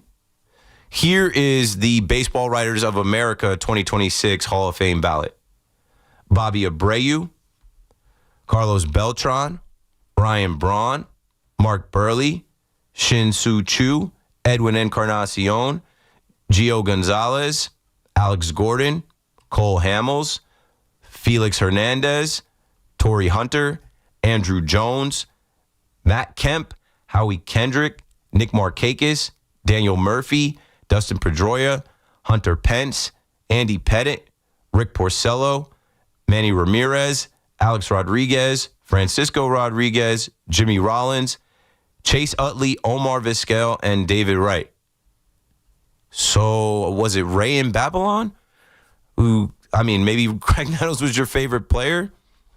Greg Nettles, I did not. That's why that seemed kind of odd to me. I was like, I did not hear anything or see. And like, I'm connected with a lot of those folks. Like I said, I did the Thurman Munson Gala, and I talked to a lot of the people that, kind of rendezvous still with Roy White and Mickey Rivers. I've had Roy White, Mickey Rivers, Goose Gossage, Bucky Dent. I've had all of them on my show.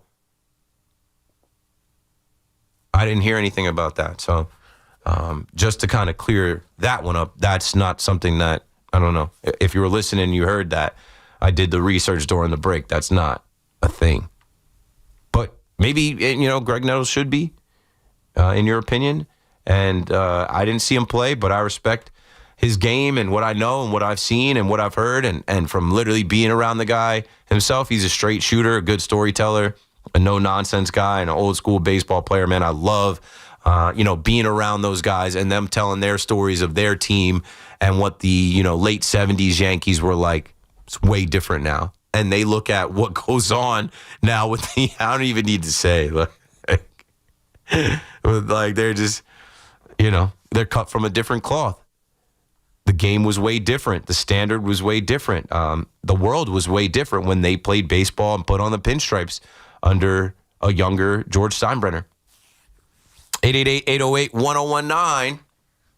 Talking about Hal Steinbrenner's New York Yankees, $308 million. I don't want to hear it. I don't want to hear about a $308 million, salary cap for the Yankees. For what? What are we talking about? You're trying to win? Go get Bellinger and go test the rest of the market for who else you can sign and who else you could trade for. Met fans, call me up if you're trying to trade Brandon Nimmo, where and for whom. Jeff McNeil, where and for whom. The other news out there is that the Mets are interested in Devin Williams. We'll talk about that when we come back, and it's got to come up that Edwin Diaz, there's no way you can lose Edwin Diaz. Talk about not having pitching and losing Edwin Diaz that year. Doesn't make any sense. Frankie Montas released, and Pete Alonso obviously pending.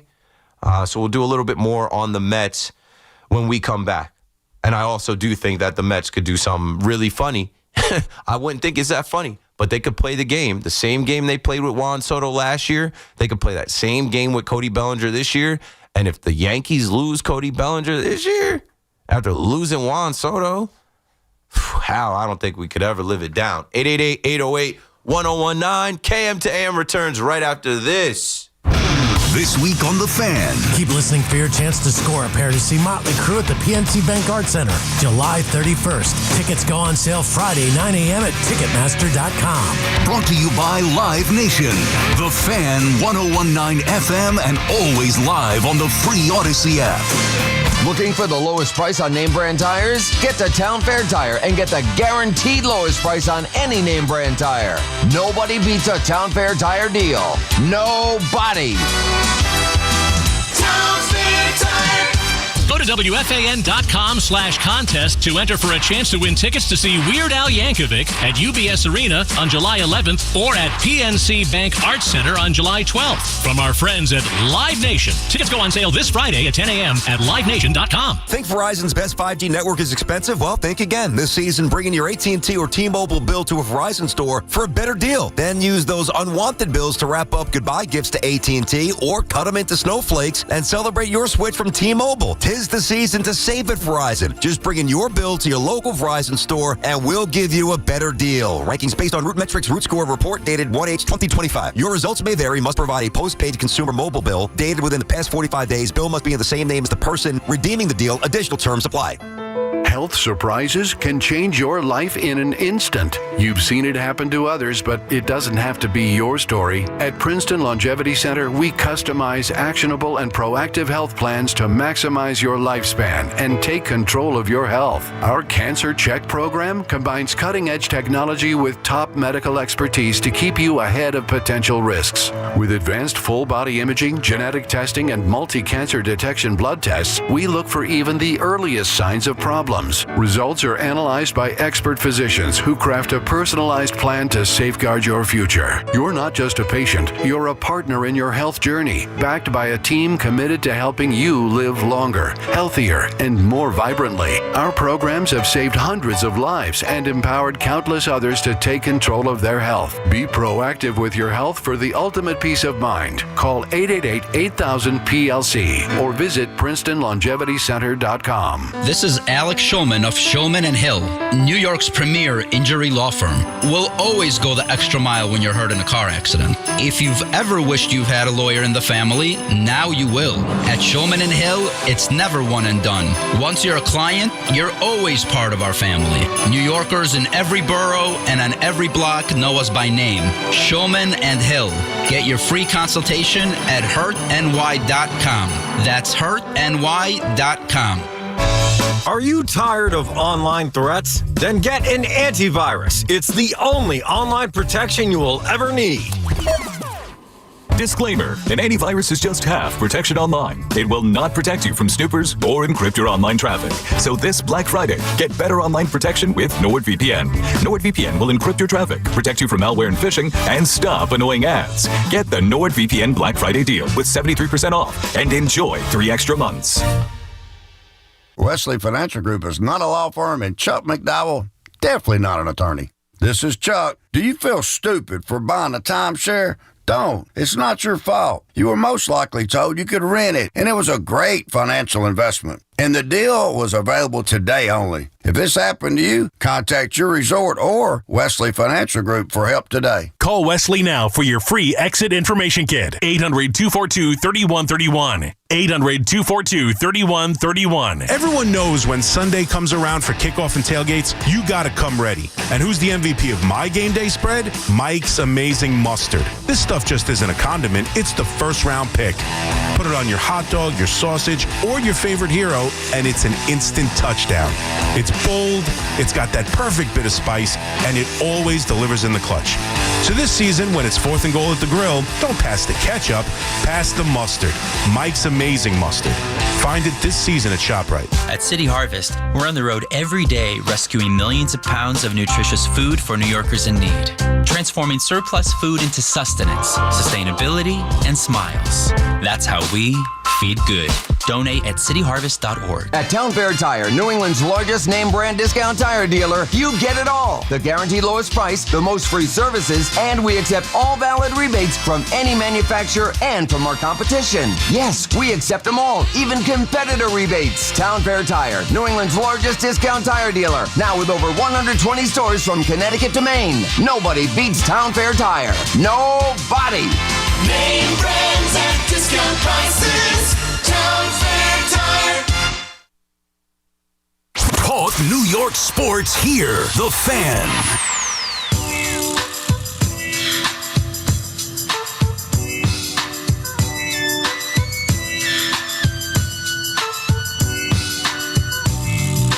And we're right back on the Fan in New York with a little West Side Cali flow for you. Ain't nothing but a G thing, baby. KM to AM. Keith McPherson on the Fan. You got me till 2 a.m. Shout out to everybody rocking in the chat as we approach 150. By 2 a.m., let's get to 200. I see everybody talking amongst themselves about miscellaneous things in sports and other things, and I'd like to speak on the Mets again. Let's first take this call from Phil in Sheepshead Bay. You got it, Phil. Hey, Keith. How are you guys? Good. How are you?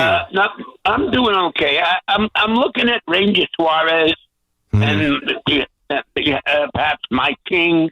Any pitching, legitimate pitching. Whatever happened last year happened. They can't rely on those guys. Senga was a big disappointment. And now they signed for big money. He fell apart. I don't know what happened to Peterson. So I think those two guys will fit in very well. Even if they have to give up prospects, let them do it. They got to make a move. They also need a center fielder. And I was going to ask you, who's out there that could hit, get on base, and play a legitimate center field? Cody I'm Bellinger. Hold on. Thanks for the call. Cody Bellinger. Trent Grisham, but he's not available anymore. Pitching. The Mets cannot have enough pitching. If I'm David Stearns, I'm never letting what just happened last year happen again. I can't. I would feel like it would cost me my job. I would be out there looking for pitchers, starting pitchers. Michael King in New York, we used to call him. There's got to be some interest there. He's great. You mentioned Ranger Suarez. Sure. Take him away from Philly. They spent money, though. He declined his qualifying offer. But if he wants to go back with the Phillies, who feel like they're in their championship window, I think they'll spend to bring him back. You got to spend. It takes to get. You got to give to get. And, speaking about the pitching as well, the interest in Devin Williams, understandably so. But I don't think it should be Devin Williams as a replacement for Edwin Diaz. The two are not the same. Devin Williams is a one-inning guy, and he admits it himself. The Yankees got away a couple times trying to stretch him, but he admits it himself. He wants to go and face his 3-batter minimum and be done. Edwin Diaz can get you 6 outs. You know? Edwin Diaz is arguably the best in the game. You lose Edwin Diaz, you're really in trouble. The super pen that the Mets tried to build with Ryan Helsley and Tyler Rogers and Gregory Soto, like, how did that go? It did not go well. I feel like Edwin Diaz is someone that Steve Cohen steps in and says, we won't be outbid. But, you know, when I heard that audio, and I think we posted on WFAN's Twitter about Edwin Diaz saying, oh, yeah, I'm staying out of it. It's between my agent. I think he's not a Boras client. I think he's represented by Wasserman. He's staying out of it, and he says it's 50-50. It shouldn't be 50-50, bro. If you want to be a Met, it should be higher than that. It should be higher than that for you to return. But maybe he's playing a game. Maybe he was told to say that. I think Luke Weaver is a Met. If they're interested, I think Luke Weaver definitely signs with the Mets. And if he wants to stay there, 100% gets done. But, yeah, Devin Williams, that story came out. Mets have interest in signing Devin Williams in addition to Edwin Diaz. It should not be to replace Edwin Diaz. Let's go to Sam in New Canaan, Connecticut on the Fan next. What's up, Sam? Hey, Keith. How's it going? I'm a big fan here. Thank you. It's going well. Thanks for calling. I just want to say congratulations to Greg Nettles. I'm so happy. Greg Nettles? I don't understand the Greg Nettles stuff tonight. Like, and it's just not a good troll. It's like, I'm like, I actually like know the guy. Like, like it's not a good troll. I don't get it, Jason. I don't know. Like, you didn't get me for a second. I think it was Ray in Babylon that called. I didn't fall for it for a second because, like, it's been a long time. And I had to go pull up the errors committee because I'm like, I'm pretty sure I just saw that. And if his name was on there, it would have came up. It didn't. Donnie Baseball's name came up. But all right, you guys don't want to talk baseball for serious? We could switch to football conversation. I got plenty to do there. That was going to be my 1 o'clock hour, but we can go there now if we need to. You know, I'll unload those things now. Because I knew it was loopy on the late night at like 12:06. I forget what was said around 12:06, but I just knew this was going to be one of those nights when you're in between, right? We're not all the way into week 12 of the NFL. The Knicks didn't play. Nobody cares to talk about the Nets losing to the Celtics. Yeah, we'll talk about the football part of it. So let's start with Cam Scatterbo. I didn't really lean into it last night. And shout out to Big Mac. He had a good take. I woke up this morning and I saw Big Mac's take. And it did well. It did numbers. And I like that. So what I'm going to say is there's no such publicity as bad publicity unless it's criminal, right? Like Pat Beverly right now has some bad publicity. Like that, you don't want that kind of publicity. But Cam Scatterbo did nothing wrong. He did nothing wrong. Now, a lot of people use the word optics today. I don't care about the optics. You know what looks worse optics-wise for the Giants than Cam Scatterbo going to Madison Square Garden and participating in a bit, in a segment, in a fake. Like, you guys know that the wrestling is fake. Like, that's all staged. It's acting. It's glorified. Like, come on. You know what looks bad optic-wise for the Giants more so than Abdul Carter and Cam Scatterbo going to WWE and pushing wrestlers around? The Giants firing their coach, losing again in their building, being on another losing streak back-to-back years, and Joe Shane still being employed. That's the optics that look really bad, right? Now, I mentioned Abdul Carter. Abdul Carter, he's got no shame. He's somebody that I think should have declined, should have laid low. Because I think, I was listening to Evan and Tiki, and they said that all the rookies were invited. Like Jackson Dart could have been there, but I think Jackson Dart used his noggin. It's like, I'm in concussion protocol. I don't need to pop up there. I don't even need to get close. Because what if I do get put, like, nope. But Cam Scatterbo, he came out and he tweeted something today that it really changed my opinion. well, not change my opinion, but like sometimes you need to hear somebody talk about it. Like, because my opinion was like, it's business. Last night I was talking about how, that video is going to do 1 million views tonight. It's all marketing. It's all promo. He replied to the BT's take. He replied to a tweet from WFAN, which I like that too. Go ahead, reply to WFAN, the home of the New York Football Giants. Bring us more eyes and ears and attention. And somebody might scroll and say, who's this black dude with the long hair? That comes right back to me. But Cam Scattaboo replied to try to clear up. I don't know. He didn't even have to do this. And Abdul Carter also didn't need to reply on Twitter or whatever. But this is the younger generation. They live online. They live on social media. They're not worried about what they're tweeting and what they're sending off. And that's good. I'm trying to find the tweet now. But he basically told BT, like, yo, don't worry about it, boss. Like, it's all good. And, it was safe. And I think BT says Monday Night Raw would be the last straw, and he would fire Joe Shane and everyone beneath him. That's what I'm saying. The optics are worse for the GM and the regime. Like you guys are losing, and you guys are signing off on this. Like, there's no shame to lay low. Abdul Carter, I felt like, should have laid low. You're in the news for falling asleep, which he said he didn't fall asleep on Twitter, and missing a walkthrough. You were in recovery. You were in the room or whatever. The optics look bad on the people in charge. The optics look bad on the people that tell these players what they can and can't do. Somebody in the Giants signed off on it, but I understand because it is entertainment. It is New York. They are at Madison Square Garden. Were the Jets there? Did they have Justin Fields over there? Was Breece Hall around? I mean, maybe they were in the building, but they were not featured. So everything now is social media. Like I said, that video blew up. And the reaction that it got, I said last night, the Jets and Giants are great for sports talk radio and Twitter. They're great for it. Because they give us so many storylines and things. They give us so many things to talk about and laugh about and react to. And that was one of them. That was one of them. No running backs on the IR were harmed in the production of that bit. And I have no issue with it at all. I was on last night. I didn't have any issue with it. My only two things were like Abdul Carter holding up a Giants belt, like a championship belt.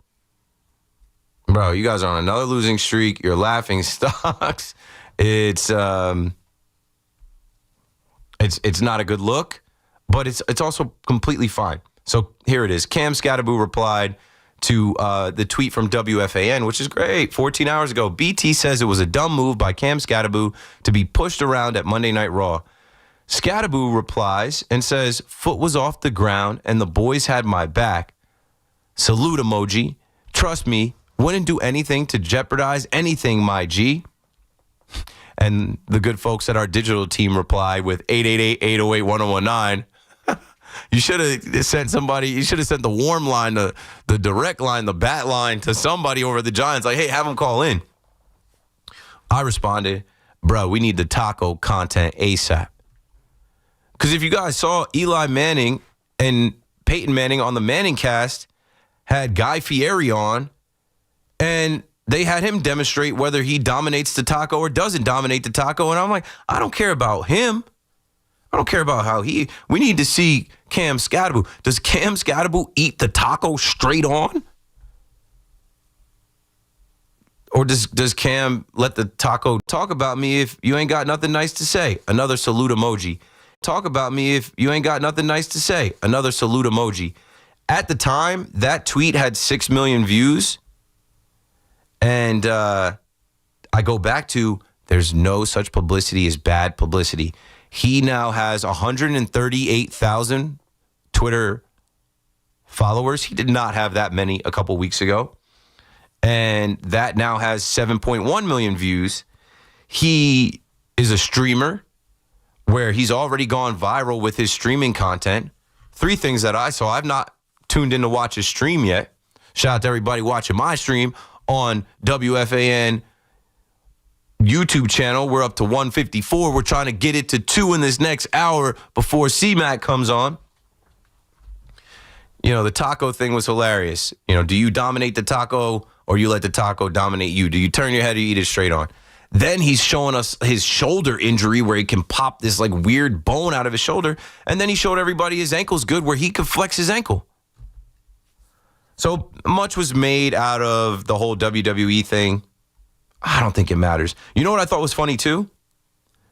Roy Robertson Harris, the nose tackle that, you know, gets some reps in there. Sometimes when they take Dexter Lawrence out, sometimes with him. He was there, and I didn't even know that was him. That was him in the Yankee jersey. That was him in the pinstripes. I didn't know. You know, that's the thing about football players. A lot of these guys, you see them with their helmets on. If they're not the main guys, you don't know who they are. You knew that was Andrew Schultz. I told my Schultz story last night. You knew that was Abdul Carter. You knew that was Cam Scatterbo, of course. And that's another thing. Maybe this came together in the last couple of weeks since Cam Scatterbo was hurt, but also maybe this came about months ago when Cam Scatterbo is running over Zach Bond in the Eagles, and WWE's like, yeah, we like his style. Let's reach out to him. But nah, man, he really, when he put that tweet out, it's got 149,000 likes, 6,400 retweets, 3,700 replies. Like, this is a kid who lived his dream of being drafted into the NFL. He started bruising people, running people over, scoring touchdowns, balling in the NFL. Zach Bond, who I speak of, hip drop tackles him, cranks his ankle, season over. And he cannot help the team there in a free fall, losing, doing nothing but losing. So he is going to go to UFC. He is going to go to WWE and play into it. He was at the Knicks game flexing when OG dunked the ball. And now he is on StreamYard. You got to let these people live. And I hope he's making extra money off of it because his contract, I don't know his contract. It can't be anything too crazy. I remember looking it up, actually. It's not. Because I remember when he got fined for the going into the blue tent, I'm like, that's tough. Yeah, he's got a $5 million rookie contract, a 4-year, $5.27 million rookie contract with a $1.07 million signing bonus. That's a lot to me. But like that compared to what Josh Jacobs or Saquon Barkley, you know, those guys make playing running back. It's not even close. So I hope he is, you know, really expanding his brand and build. And he is. You don't have to hope. You know, this guy, everybody knows this guy now. If you didn't know him coming out of Arizona State, you know him, and you know him as a giant. 888-808-1019. So it's a positive thing. But, you know, people always want to spin things negatively. Oh, they're a laughing stock. The Giants are a joke. Oh, who allowed this? I said, optic-wise, the optics aren't bad for Cam Scatterbo. He didn't get hurt. Nothing changed with his status. The optics look bad for Joe Shane because some people are judging Joe Shane saying, like, this is what's going on. I think the Abdul Carter thing is more egregious. Abdul Carter just had to sit. He's healthy. Abdul Carter just had to sit for a series for discipline. You go out, lose the game. He still has a half a sack, and he's at Monday Night Raw showing the Giants belt being laughed at. The Giants aren't winning games. Like, what are you flexing? What are you putting the belt up for, Rook? They're clowning you for asking for Abdul Carter's number and Phil Simms' number. And I really do hope Jackson Dart comes back. We'll do a little bit more on Jackson Dart. Because now we're going into the Lions week, and he's got a clear concussion protocol. And I did have a take that I said he should play. It's football. He's got to continue to develop. This is a part of his development. Coming back from concussion protocol, stepping back into the starting lineup, under center, leading the team, now with a different head coach. Like, this is part of the experience. And I saw Clutch Points NFL put out between the Eagles and Broncos, who could meet in the Super Bowl. They only have one game with 30-plus points allowed. The Eagles defense, the Broncos defense, two really good defenses. It's when they face Jackson Dart. When they faced Jackson Dart, they gave up 34 points, the Eagles. When they faced Jackson Dart, they gave up 33 points or 32 points to Broncos. The Broncos obviously came back to win. But it says a lot. And it goes on to say the crazy part is that he did it with major offensive line problems, no run game stability, Malik Neighbors out for the season, and still learning the league on the fly. And with a head coach that's no longer here. So When we come back, we'll do more on football, setting up this last hour. We got to talk about the Jets, too. And week 12 of the NFL, some injuries going on in the NFL. Some expectations as we get closer to knowing who's going to win their divisions and the playoff picture. And, yeah, the NFL is still cooking. Obviously, the hot stove is on now, and we're cooking with baseball. But we are on the second half of an NFL season. It's over for the Jets and Giants, but there's still a lot of things at play with Tankathon and still much to be seen. So, of course, give me your calls on Trent Grisham and Devin Williams and Greg Nettles. And then, of course, we're going to start talking more NFL football around the Jets and Giants this last hour. Keith McPherson on the Fan. Call me up. We'll be right back. It's BT and Sal, middays 10 to 2 on the Fan, 101.9 FM. It's best to clean house and start over with new blood with a new head coach and a new general manager. We already know new head coach. Well, we assume that's not going to be Kafka, at least at this point. Well, I don't see the counter to that. How can you fight for Joe Shea? Listen to BT and Sal on demand on Apple Podcasts, Spotify, or wherever you get your podcasts. Do you owe $10,000 or more to the IRS like Mark? I've been doing home remodeling for 30 plus years, but the economy crashed. I wound up losing my home, losing my job, and on top of that, owing the IRS a ton of money. I owed the IRS $114,000. It really, truly was the worst part of my life. Then Mark found tax relief advocates. On news radio, I heard about TRA, and I thought, what's the worst that could happen? So I picked up the phone and I called them. When it was all said and done, TRA settled my $114,000 debt for $100, and I'm telling you, I was ecstatic. Could not believe it. Would recommend TRA to anyone. If you owe 10 or even hundreds of thousands of dollars to the IRS, don't lose hope. Do what Mark did and call TRA for a consultation. But TRA did. They gave me a second chance, and I'm forever grateful. Visit TRA.com or call 800-491-9914. 800-491-9914. That's 800-491-9914. Hey guys, if you're ready to pop the big question, discover why 5 generations have purchased their diamonds from H.L. Gross Jewelers of Garden City. Since 1910, the Gross family has been the place Long Island gets engaged, and where you'll find all the latest styles and rings and a huge selection of GIA certified diamonds. Save yourself all the hassle and come to H.L. Gross, where you'll get the guaranteed best price as well as the best education and guidance in picking out the perfect ring. H.L. Gross Jewelers, Long Island's premier bridal ring store at 840 Franklin Avenue in Garden City or at hlgross.com. Looking for the best waste removal on Long Island? Maggio Environmental is your partner in recycling for zero waste. From commercial recycling to full-scale construction projects, we handle it all. Lead reports, trash, and everything in between. With state-of-the-art recycling facilities and service within 24 hours, including convenient roll-off containers, we make waste removal simple, efficient, and eco-friendly.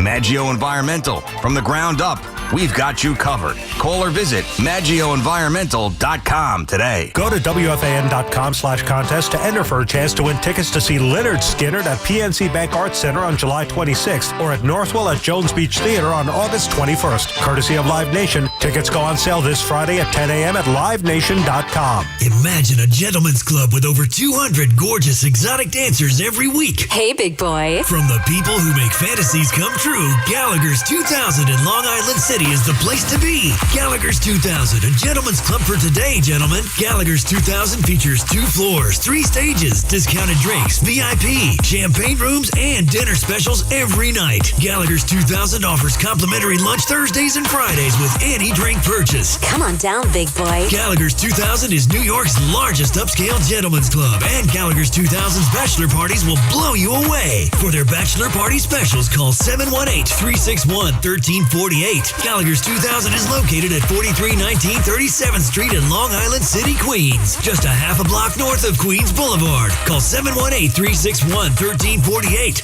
Gallagher's 2000 is unlike any club in New York. Come tonight for the time of your life. Gallagher's 2000. Let your imagination run wild. At Town Fair Tire, New England's largest name brand discount tire dealer, you get it all. The guaranteed lowest price, the most free services, and we accept all valid rebates from any manufacturer and from our competition. Yes, we accept them all, even competitor rebates. Town Fair Tire, New England's largest discount tire dealer, now with over 120 stores from Connecticut to Maine. Nobody beats Town Fair Tire. Nobody. Name brands at discount prices. Town Fair Tire. We We all hear the radio ads about the IRS. They tell you to be afraid, to be scared, and they try to frighten you into calling. I'm not here to do that. Tax Relief Advocates is different. TRA is here to tell you that if you owe money to the IRS, whether it's $5,000, $50,000, or $500,000, we have a solution. It doesn't matter if you're sitting in your car, at work, or with your kids. No matter where you are, call now. 800-575-9834. Don't lose hope. TRA can eliminate or reduce what you owe to the IRS. Generous programs are now available that can give you a fresh start. Our passion is taxes and helping individuals fix their IRS problems. We have over 1,000 5-star reviews on Google and an A+ with the Better Business Bureau. You don't need to be afraid of the IRS any longer. End your tax nightmare today by visiting us online at TRA.com or call 800-575-9834. That's 800-575-9834. Tax Relief Advocates. Real solutions for real people. Get breaking sports news here. WFAN, WFAN FM, WFAN FM HD1 New York, and Odyssey Sports Station. WFAN Sports Flash. Good morning at 1 o'clock. I'm Marco Belletti, and this report is sponsored by Chef IQ. Precision cooking, effortless results. ChefIQ.com. Yankees have their center fielder back. Trent Grisham accepting the just over $22 million qualifying offer, keeping him in the Bronx. Now, this is looked at as a throw-in for the Juan Soto trade, and Grisham broke out for a career best 34 homers. Yankees hoping the 29-year-old has turned the corner in his career. Mets said goodbye to Frankie Montas. They released the veteran despite still owing him $17 million. The Mets got just 7 starts out of him on a 2-year deal at $34 million. He's expected to miss the season with Tommy John surgery. Cam Scattaboo was in the crossfire plenty for allowing himself to get shoved despite trying to heal from a gruesome foot injury, but Andrew Thomas not surprised. He got physical on Monday Night Raw. Scat is crazy, so I'm sure he probably has some extra in there, but I'm not worried about him. I think he's going to trust and do everything that it takes to be back when he's ready. Nets took a 1-point lead, just over 9 minutes left, but the Celtics ended the game on a 24-9 run. They finished off Brooklyn 113-99. Golden Knights held off the Rangers 3-2. Vincent Trocheck, Johnny Brodzinski with the tallies, Igor Shesterkin 23 saves. Islanders trimmed the Stars 3-2. Kyle Palmieri, goal and assist. Jake Gunsel with a hat trick as the Lightning overpowered the Devils 5-1. And Rutgers erased American University 80-71, improved to 4-0 to begin the season. 44 degrees, cloudy skies, Central Park. It's Happening. I'm Marco Belletti. Real sports talk for real fans with real opinions. The Fan, 101.9 FM, and always streaming on the Odyssey, iHeartRadio, and TuneIn apps.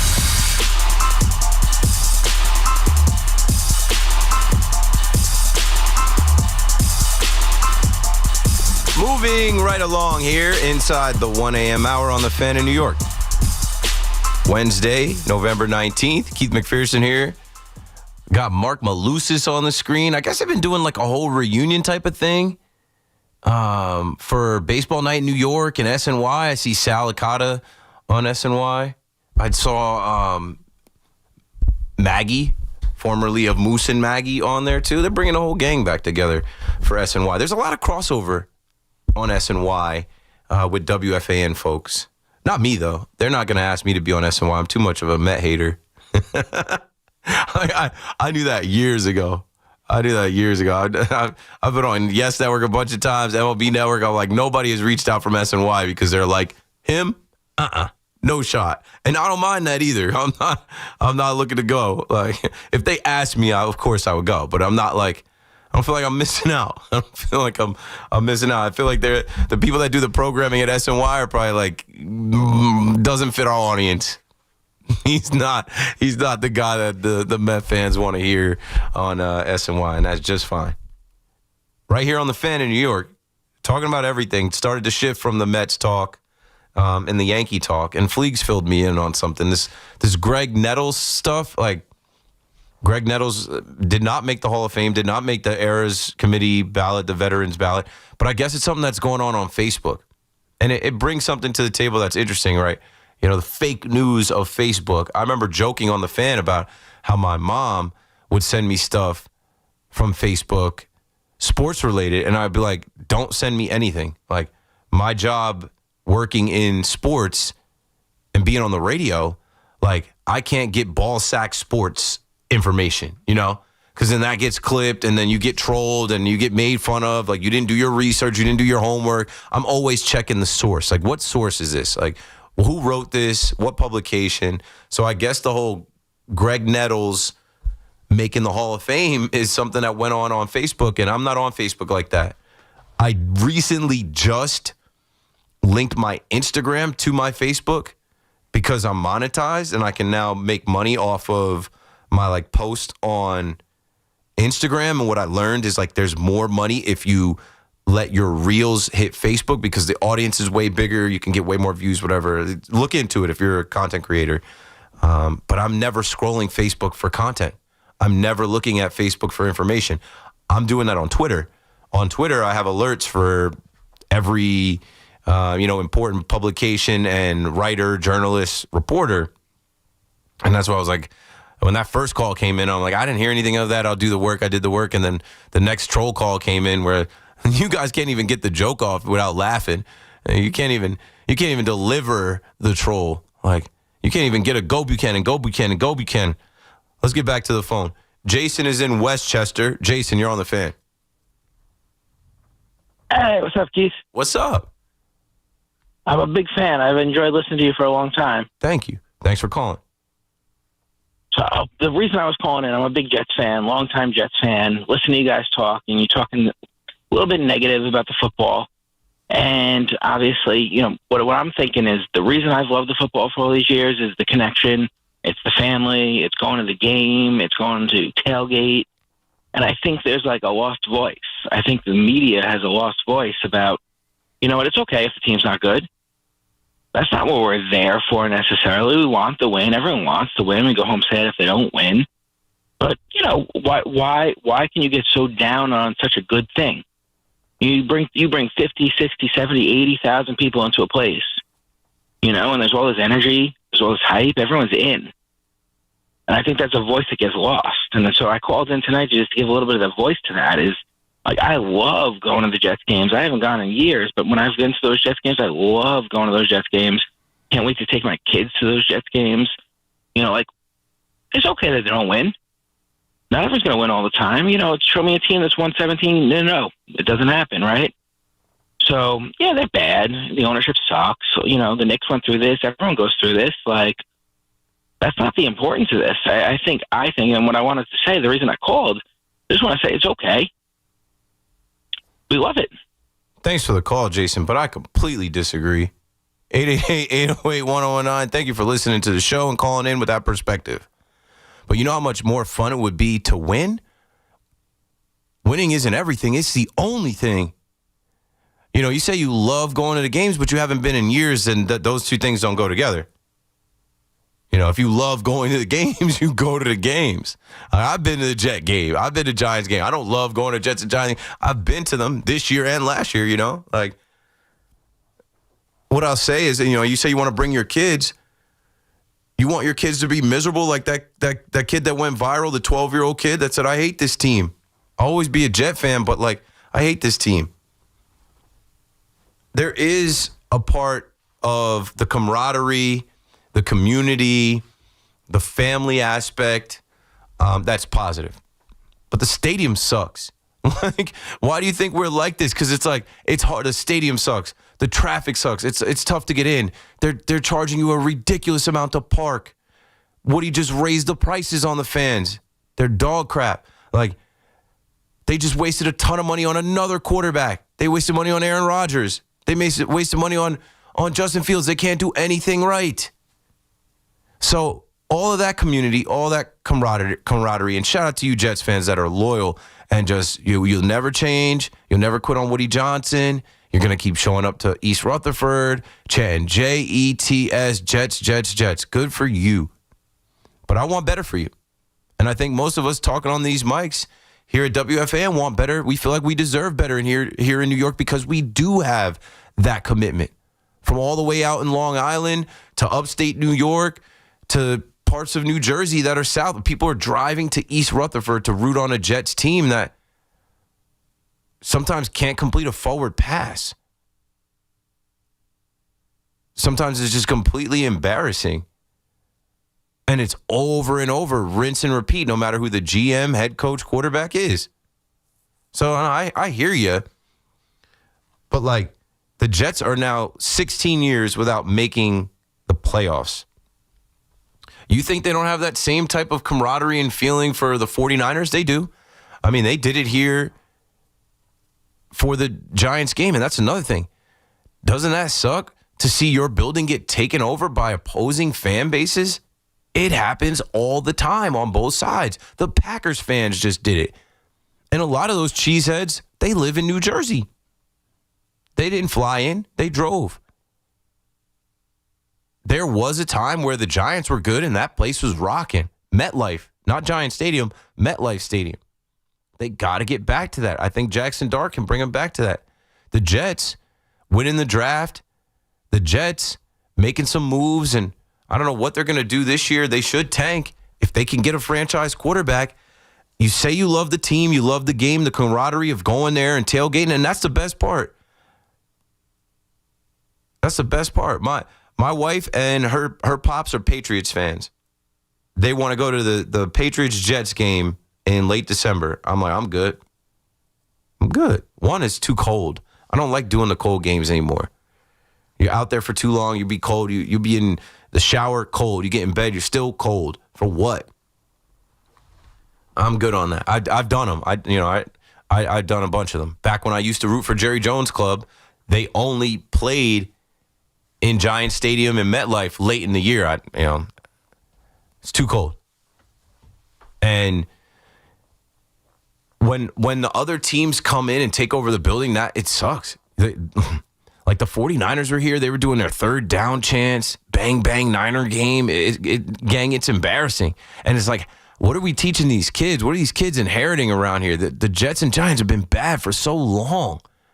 This is New York. This is supposed to be the greatest city in the world. It's supposed to be the Mecca, elite. We're supposed to be the king of the hill, top of the heap. Can't get right in football.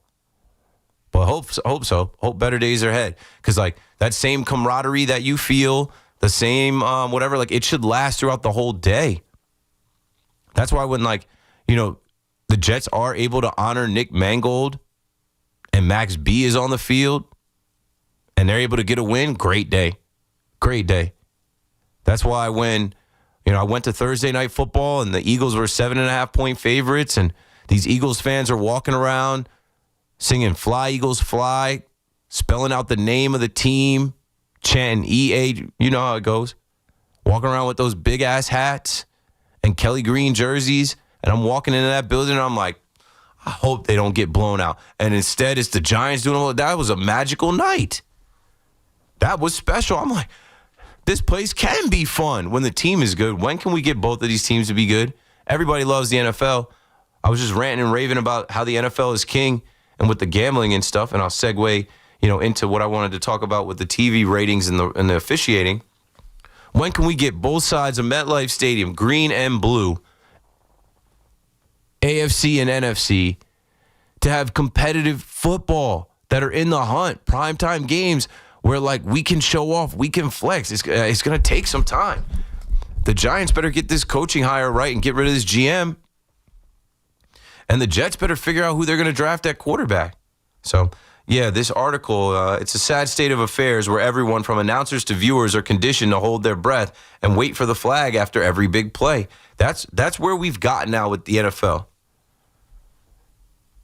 They're going to call a flag on everything. You got to wait. You can't even celebrate. They rip a big run. They complete a big pass.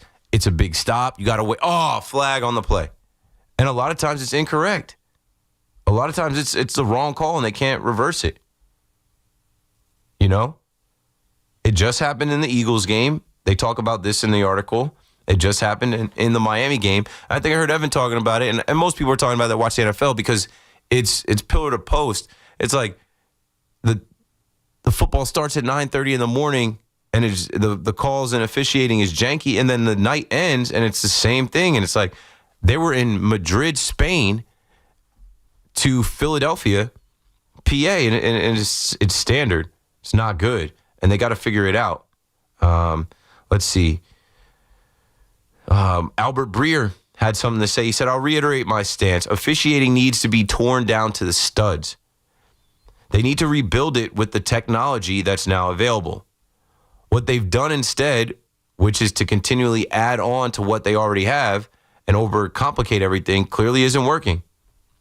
Like, we have all of these cameras, we have all this technology, and now we have social media where everybody can immediately take those videos, they're streaming on their phone, screen record off the MacBook, iPad, whatever it is, and post it, and everyone can see it. The tush push is another thing. They don't call that correctly, and everyone sees it. So the NFL has to figure it out before we get to these Black Friday games, these Christmas games, or whatever. They don't care. It's going to happen again.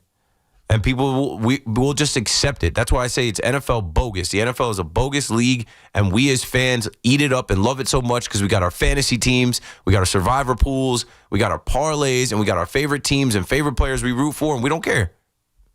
But, like, they can get it right. It says the NFL is in great shape. Through Week 10, game telecasts are averaging 17.6 million views. That's up 7% from last season. The best mark since the 2015 season. So in a decade, the NFL is in the best place on television it's been in the last decade. But the officiating is trash. Remember the replacement refs? Remember we had them? Maybe they need to do that. Maybe they need to do that.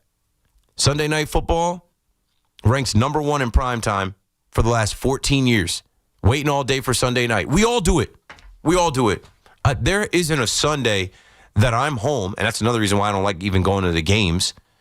I mean, I'll go to a Thursday night football game because it's a standalone. But on Sunday, I don't want to go to these 1 o'clock Jet and Giants games because I can sit at home in a 75-inch TV like 5 feet from me, have picture-in-picture Jets, Giants, Red Zone, and then watch the whole day. Red Zone ends, you watch the touchdown montage, you jump in the shower. By the time you jump in the shower, get in bed, switch to the TV in the bedroom, you're watching Sunday Night Football. And after you smoked $200 on bets during the day and you didn't win anything, your last $50 you put on Sunday Night Football. 888-808-1019. And this goes on all week, every week, for 4 months. Speaking of the replacement refs, the article goes on and says when the NFL locked out its regular referees in 2012, the replacement refs embraced the league, or embarrassed the league. It's getting late here. I need my glasses. The infamous Fail Mary call during Packers-Seahawks ESPN's Monday Night Football was so awful the league hustled to sign a deal with the refs union. More than a decade later, the refs again seem overmatched. Maybe the NFL has made the rules, particularly on pass interference, so confusing that even the zebras don't know what's what anymore. I forget who it was that was saying that the refs are just fanboys, that the refs are just so enamored by the players that they're watching. Like, sometimes they don't call. There was a call last week, a face mask, I think in the Bears-Vikings game that didn't get called, and the official was right there watching it. It's like, what are you looking at? Did you forget? I say that in the NBA all the time, that the NBA refs have the best seat in the house. They have the best seat in the house. They're not calling the game. They're just reffing the game. And the article goes on to say, across the board in sports, modern-day technology is playing a much more vital role in officiating. During a recent interview with Front Office Sports, Reddit co-founder Alexis Ohanian said he wants to see tech, robots, and AI fully replace human refs.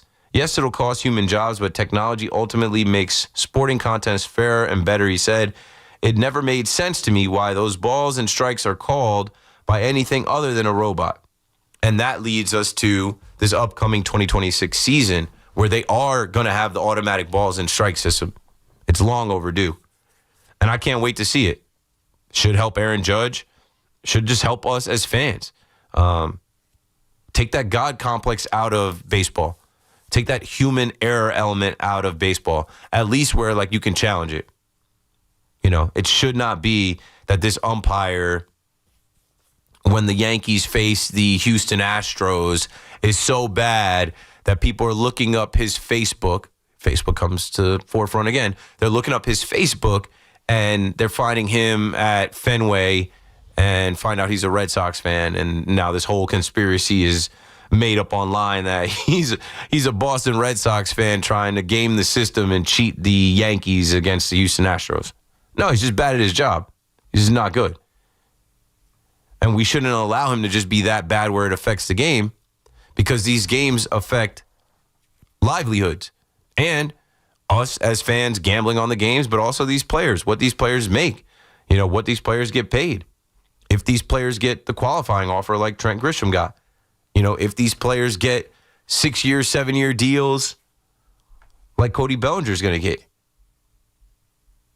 If these players, if they don't make the cut, if they strike out here and if they had a strike, they could have hit a home run. That could be the difference in how these guys are viewed. That could be the difference in somebody's payday. Even going back to the whole trash can banging thing, when that popped up, and I remember this vividly. There was a pitcher on the White Sox that ended up he made an appearance against the Astros. They had his signs. They were relaying him. And I think he either got DFA'd, and I don't think he pitched again. That was it for him. And that's criminal. Literally criminal. This guy is fighting for his MLB life and livelihood, and you're cheating the system, and you get to him, and he gets rocked, and he doesn't get another opportunity. It's funny now as I'm thinking back to that time, too. 2019, we found out about 2017. I remember listening to Michael Kay break the news. And I remember at that time linking up with John Boy, and John Boy had just moved to the city, and he had an apartment in Harlem. I don't know why Jimmy moved to Harlem, which was fine. And I went to his apartment to link with him. And while I was in his apartment, this is way before I was on the radio, he called in to Houston radio because he had put out the video explaining how it was bang for a fastball, 2 bangs for an off speed. And supposedly Ken Rosenthal and somebody else from The Athletic tipped him off, or I forget. I don't know. It's just so long ago now. It's crazy how it's coming back to me. I think it was 2019 that John Boy went, and that was one of the things that helped launch John Boy and John Boy Media. But John Boy was just doing the lip reading, and he did the Savages in the Box. But really it was that exposing of the Astros cheating scandal. I think maybe Hunter Gaddis was the batter. And it was crazy. I remember whatever the radio station in Houston was, I have it somewhere on my Twitter. I remember filming John Boy call in to Houston radio and explain that somebody gave him some information. He knew what games to go back into MLB's files and look for and what to listen to. And John Boy is a wizard as far as video editing. I don't think people realize that about John Boy that don't know his story. He was a video editor. He was doing wedding videography, and he basically just quit that. And I remember all the stuff, bro. I remember, I don't even want to get too deep in it. It doesn't matter. But now I'm rambling as we're late in the night, and we kind of have the liberty to jump around on some things. He had an angel investor that, basically gave him some money to say, hey, what you're doing with these videos, you should build this out on YouTube. And this could become a business, a brand, a company. And he had a couple hits with the Astro stuff and the Savage in the Box, and the rest is history. Me, at the time, I was just hustling. I was unemployed, but fun employed. I was unemployed because I wanted to be. I didn't want to continue doing the social media work that I had done in the city behind the scenes. I was trying to get into sports, and I knew that my lane was the Yankees and vlogs and using my social media experience to just show what it's like to be a Yankee fan and go to the stadium and my experience. And I remember, Jimmy and Jake, I remember them coming up. I remember listening to Talking Yanks very early, and that season connecting with Jimmy, John Boy, Jimmy O'Brien, and then, letting him know, yo, I'm not working, but I can help out. And I did a lot for free in the beginning because it was just one of those, it's if they made a movie, they could literally make a movie on the, cheating scandal, but through John Boy's angle. And maybe one day they make a movie where John Boy talks about how he launched his company. I got to see a lot of that. I was right there. I got to see a lot of that in the early years, which is crazy. A little sidebar for you guys. Anyway, before we go to the next break, as we're talking about cheating the game and refs and officiating and technology and all that good stuff. Rob is in Mawa on the Fan. What you got, Rob? Hey, what's up, Keith? Hanging in there, going through my notes, thinking about what we didn't hit on yet tonight. Touche. I heard you talking, kind of like nailed my point, but my point was that we're going to, like, the reason that this is going as long as it's going because of the human factor. You're getting rid of people's livelihoods. All the way down to, like, you know, say the high school level. You can't become, like, you know, an umpire. There's no upper, you know, what's going to happen. You know what I mean? Yeah, I think it would take a long time to get rid of, you know, like Little League, high school, college officiating. And then also, I'm not I don't saying think that there's not going to be photo thing there, but when there's no, like let's say you're going to go into it and you want to make a fucking career out of it. Yeah, I understand. Thanks for the call, Rob. No, it's all good. I understood what you were saying. I'll take it from here. That is with anything. Like, there are less cashiers now because when you go to Target or ShopRite, you can ring up the groceries yourself. AI is going to replace a lot of us and a lot of things. So technology in sports replacing officiating, and it's going to take a long time because it's like I hate when people call it robo umps. Like they're going to put Johnny 5 behind the plate. It's not that. It's not that. It's an automatic balls and strike system where they have the technology to see exactly where that ball hit coming across the strike zone, whether it was a ball or strike or not. Still need an umpire behind the plate. Somebody's got to throw the fresh ball back to the pitcher. You know, they can't have robots do everything. Right? Like they're not going to have Rosie the robot throwing the ball back to Max Scherzer. And by that time, it won't be Max. Like Cam Schlittler. In 10 years, Cam Schlittler is not going to be, on the mound, and Wally is throwing him a ball back. I don't even know any other robots. Rosie the robot is from the Jetsons. Johnny 5, if you know that movie, I'm dating myself. I'm showing my age. And Wall-E is like the Disney movie. C-3PO. Like, it's not going to be C-3PO. Like, here's a new ball, Cam. It's not going to be that. But I understand what he was trying to say as far as, like, this is going to take people's livelihood. All of it is start becoming something that they can't duplicate. You know? Start becoming something that they can't have. Like, all of it is. I use the example of the cashiers, but it's more than that. I mean, I used to joke about this is not AI and how people want to program us as radio hosts like it's AI. I think I heard Evan talking the other day about it. He knew somebody in the industry that was like, yeah, there's going to be AI radio. That would be super lame. Like to have somebody in here just like, beep, boop, beep. Cam Scatterboo was seen at WWE. Cam Scatterboo. Like, I don't think that'll ever happen, but it could. You know, this AI stuff is getting really far-fetched with the videos that are popping up online and people are believing those. The voice stuff, right? They're saying now in music, they're able to take any artist's voice and make songs with like Drake's voice. That's scary, but it is what it is. We've only just begun. The future is now. We're there. I am running out of time. If you'd like to talk to me, dial 888-808-1019. There's a couple more things I haven't hit on that popped up in the news today, but good conversations, some stories, some, different thoughts and perspectives. Still talking to Trent Grisham, Cody Bellinger, Devin Williams, Edwin Diaz, Pete Alonso, Ryan Yarbrough. Now we're also talking robot umps and technology and officiating because the NFL is bogus, but they're king of the television.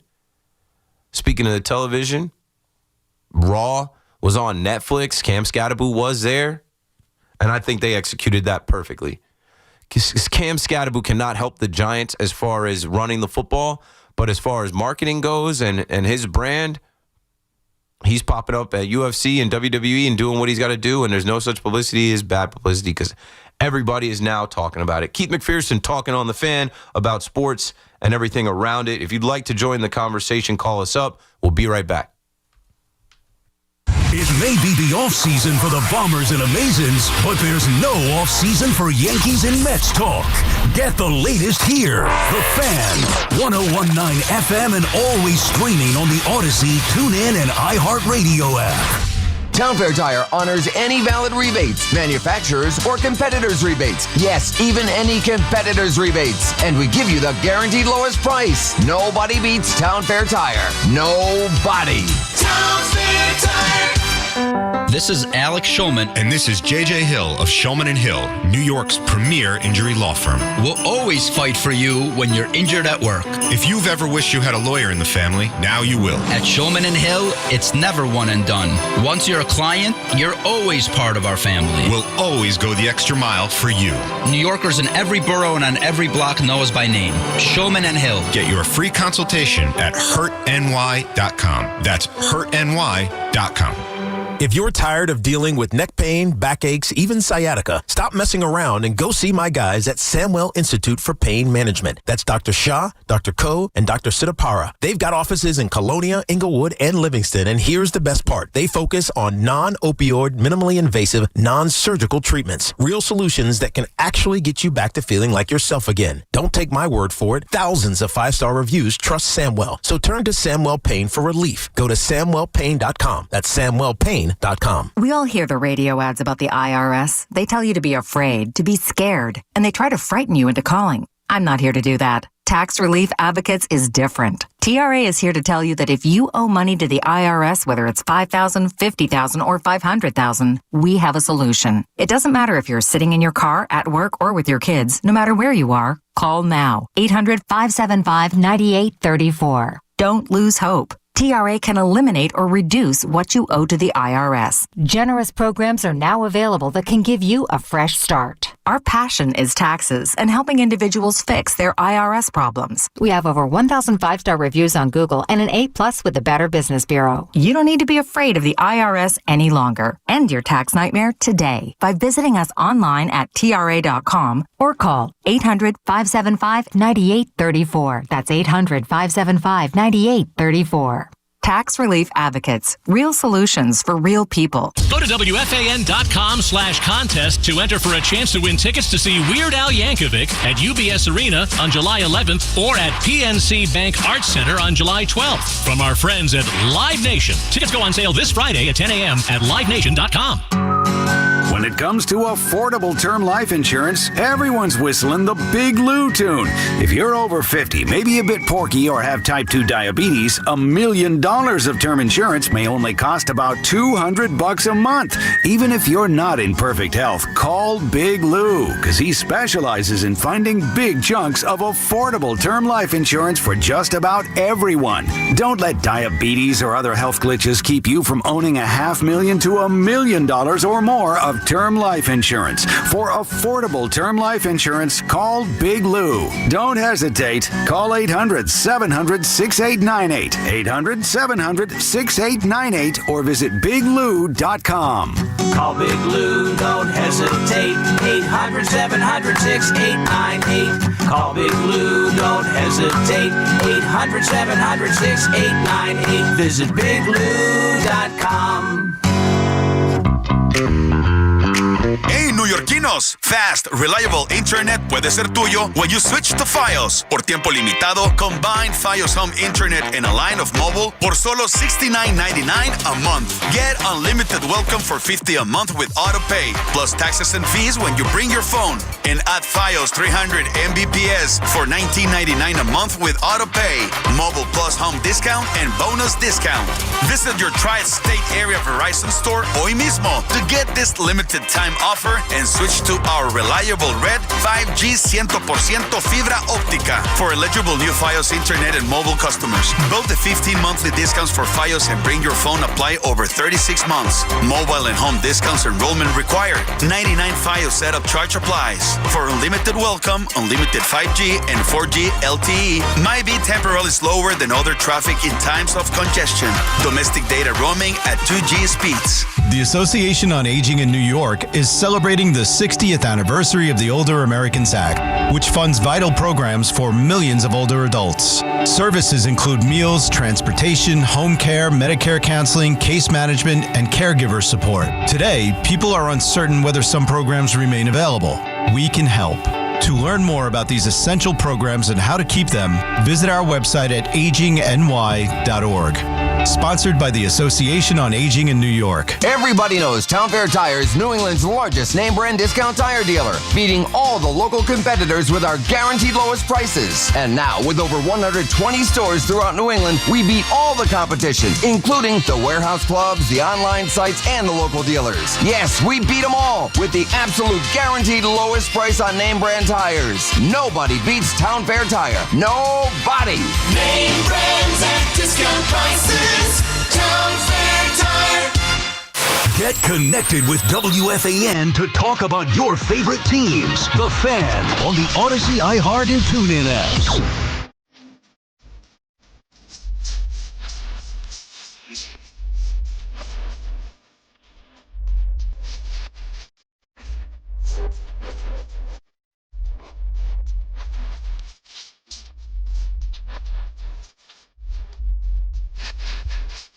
LL.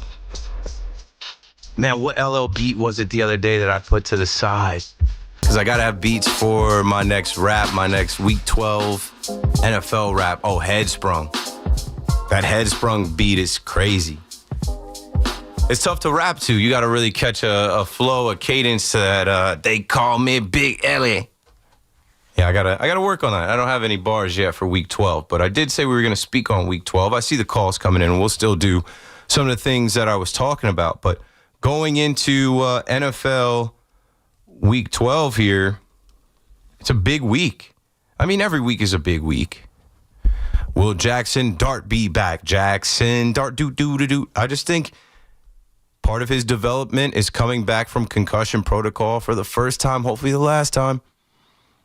Learning how to slide, learning how to get out of bounds, learning how to protect himself.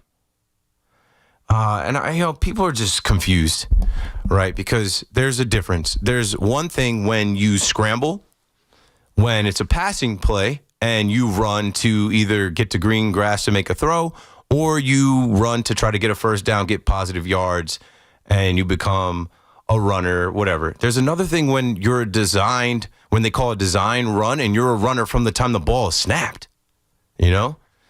Either way, Jackson Dart has to show that he's learned his lesson and that he's learned to live another day and live another play and not necessarily be trying to, be +2 like he said. Maybe the Giants add former wide receiver Odell Beckham Jr. to the team. Highly doubt it. But why not? Why not? Odell Beckham Jr. has been reinstated from his 6-game suspension. He's a free agent eligible to sign with any team. I feel for Odell, man, because Odell was one of one, different. Odell, really took the league by storm. I was talking about being at those cold games. I was at that Sunday night football game where he had the one-handed catch. Now it's crazy how long it's been, but they put together highlight reels on social media. Odell just taking a slant to the house. Odell outrunning everybody. Odell balling, hitting the end zone. Hitting his emote, hitting his cellies. His celebrations were really ahead of his time. And he's not done yet. He wants to go out, on his own terms, but most likely he's done. We saw him from the Rams to the Dolphins, the Ravens. Most likely he's done, but I hope he gets an opportunity somewhere with someone. But I think he wants to go in somewhere and play for a contender. He's not going to be anyone's number 1 or 2 receiver. He'd be number 3. That's why I jokingly say, why not join the Giants? They don't have anything, you know? And then they got Jalen Hyatt wearing his number. It just doesn't even look right. It just looks wrong. And speaking of the Giants, there was a post that I was reading on Instagram, Fireside Giants, and this came from former Monmouth University, Go Hawks, alumni Connor Hughes. The Giants now want a CEO-type coach, someone with command of all three phases of the game. They want a leader who can capture the locker room and master the details to tilt close games in their favor. So offense, defense, or special teams experience doesn't matter. Prior success helps, as would experience in a winning organization, but it's not what's required. The Giants simply want the right leader. Okay, whatever that means. Back to the conversations around, free agency, hot stove, baseball, robo-umps, automatic balls and strikes and everything else that we were hitting on. In Woodbridge, let's talk to Moshe on the Fan. Did I say your name correctly? Absolutely, you did. All right, you're in there. What's going on? Great. I am thinking like this. Obviously, free agency, the Yankees are going to have to figure a bunch of stuff out, but I think it's clear they need, obviously, a big bat. They have to go for one. Now, I love Cody Bellinger, obviously. I love him to pieces. Now, if you're going to ask me what makes more sense for the Yankees, let's say either a third baseman like Bregman or Bellinger, I'd say third base, because that's obviously always been a hole for the Yankees, and they have outfielders. But out of, let's say, those three guys, Bregman, Bellinger, and Tucker, who are you most, who do you think the Yankees should, and who do you think they will get? Thanks for the call, Moshe. First off, it's Cody Bellinger, and the other two I don't think are real. I don't think that they're worth us even having conversations about. They had an opportunity to sign Bregman last year. They didn't entertain that.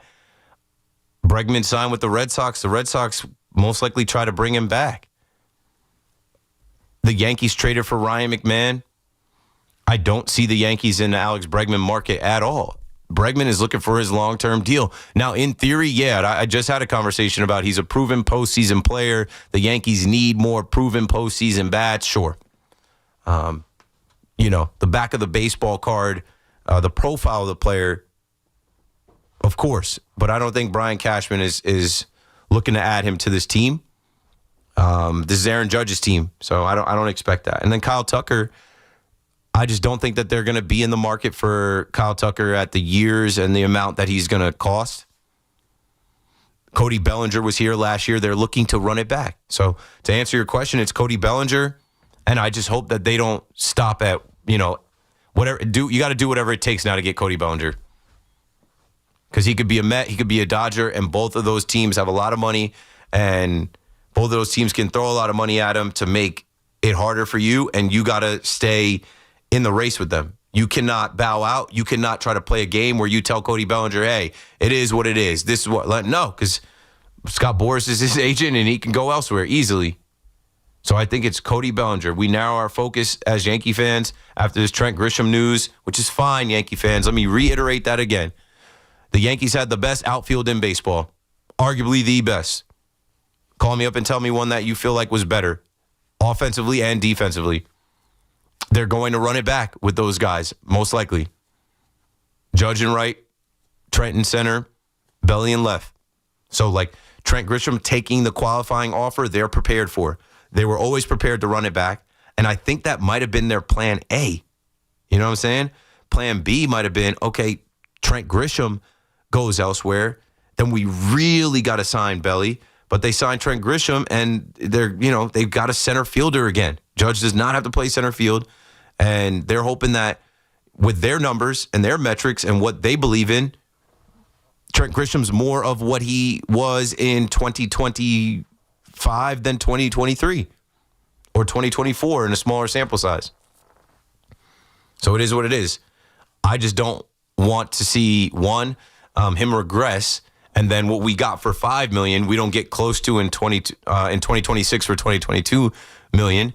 And then I also don't want to see the Yankees come up with some type of $300 million. We wanted to stay inside, or we couldn't get Bellinger. No, you have to get Bellinger now, because I don't think you're going to get get Tucker. And this is a huge year. This is the robo-ump year. It's not robo-umps. As I was looking at, I Googled famous robots. I forgot about my boy Bender from Futurama. I couldn't think of, I came with R2-D2, C-3PO. I know there's some more famous robots out there that I'm missing. This is the first year of the automatic balls and strikes system. I think it's going to help Judge. You know, there's a lot of people saying Judge should have 4 MVPs. And then when he does get his 4th this year, like if he can, like he's in company of his own and like, you know, Yankee lore. And I mean, that's crazy. But I hope so. I hope Judge stays healthy and that they continue to stack the deck. Trent Grisham doesn't hurt this team. Signing Trent Grisham doesn't hurt this team unless they allow it to, unless they allow that $22 million to stop them from doing other things. Bringing Trent Grisham back, running it back, even though I felt like, you know, he flopped in the postseason and he reverted back to who he truly is, they believe in him. So let's see what happens. Go get Cody Bellinger and let's see what else is out there on the market for the Yankees as we enter this 2026 season, which could be the year before the lockout. Which could be the year, who knows, with baseball evolving and all the changes to the game, the pitch clock, and, you know, now going to the automatic balls and strike system. Like, we're in the future with baseball. Maybe this is the year. Maybe the Yankees, right? Last year was the beard policy year. Maybe this is the year, you know, the Yankees actually can get back to the World Series and win it. And it's the first year that they have the automatic balls and strike system. I don't know. I'm not telling you I believe that. Maybe. Hope week continues. Greg is in Mastic Beach on the Fan. What's up, Greg? Hey, Keith. What's up, man?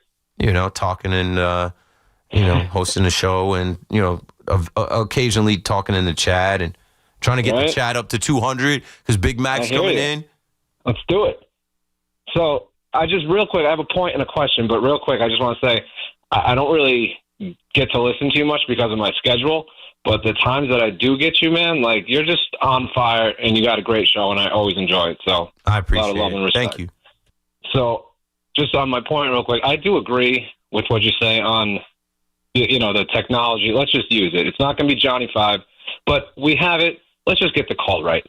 So my question is, I don't really watch much tennis, but do you happen to know if they use that yet for their majors like the U.S. Open or Wimbledon? Because when you watch it on TV, sometimes you see that, you know, digital shot of where the ball hit on the line and then they zoom in on it. Like, if they can do it for tennis, those balls are moving just as fast as baseballs. Like, yeah, that's the Hawkeye. Do you happen to know, do they use it at like Wimbledon or? They use it all the time. Of course they use it. They have to use it. There's never a time where they say we're not going to use it because they have it. You know, they got to get it right. There's a lot of, you know, stuff riding on that across the globe.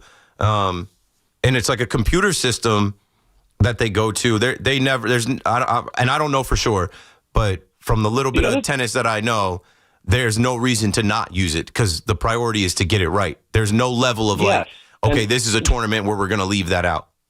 And so the other thing that over time has not sat well with me with baseball is like, maybe the human element was good back in like the 50s and 60s, but like, nowadays, when, you know, over time in the last 20, 30 years, whatever, you see some umps favor hitters, some umps favor the pitchers, some umps call low strikes, some umps call high strikes. It's like, we have a clear-cut strike zone. Why not just use it? Yeah, it's frustrating because you'll watch Yes Network, and they'll do a profile on the home plate ump, and they'll have the little meter that, like, this guy, there's more lower strikes outside, favors the pitcher, and then you'll see that in the game, and then they'll have the square up there.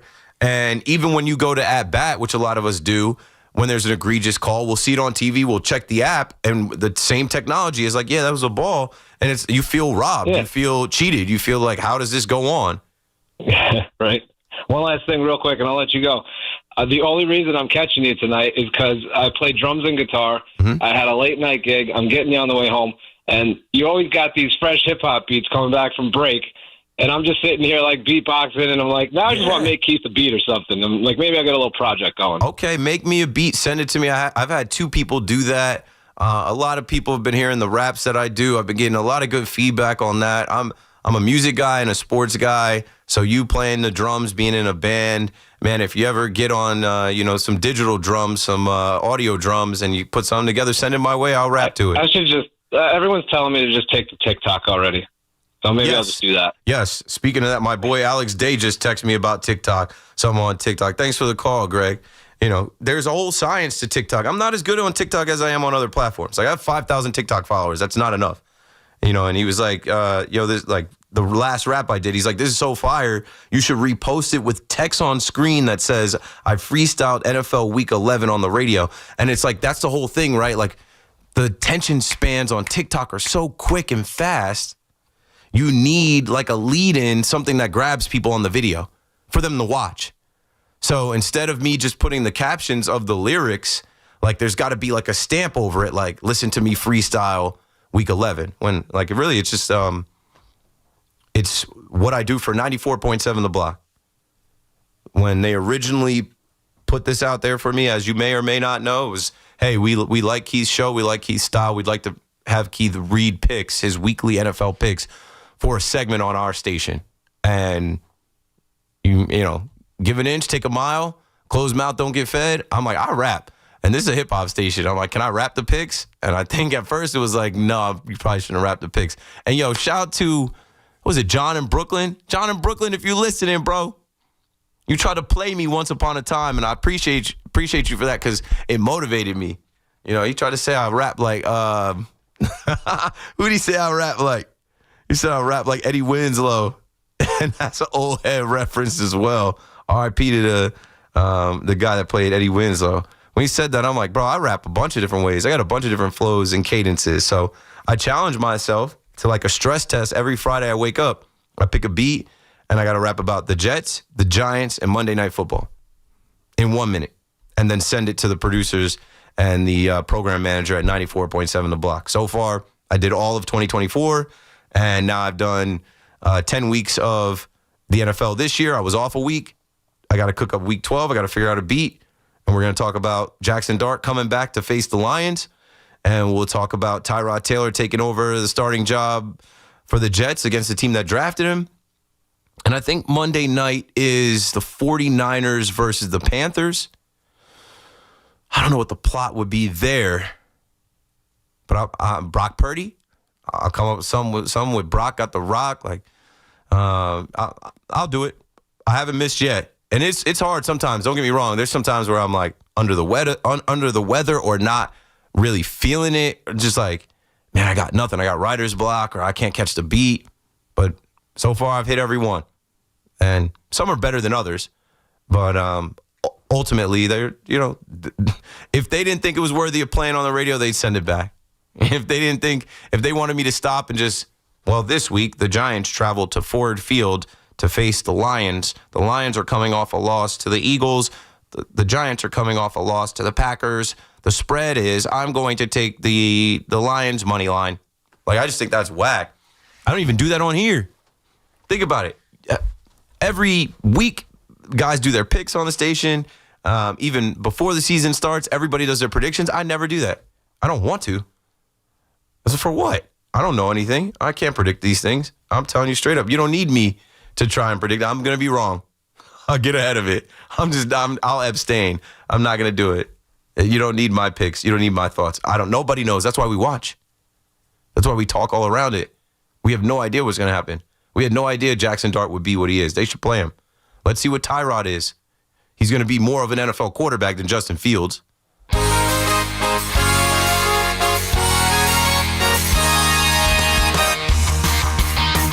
All right.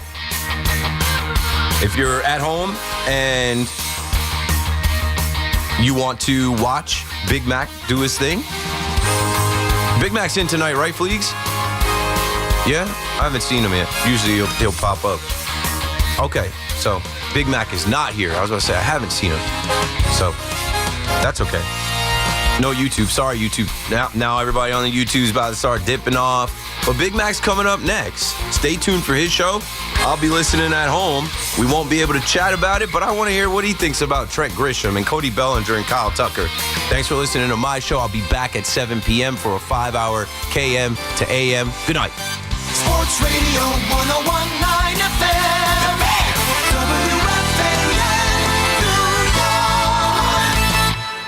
It's Evan and Tiki after afternoons on the Fan 101.9 FM. Mike opted to take this job. Right now, he probably has a 15% chance to keep it. And Tiki came up with a formula. Every win he gets, it improves by 10%. Is there anything that could bring the percentage down? Listen to Evan and Tiki on demand on Apple Podcasts, Spotify, or wherever you get your podcasts.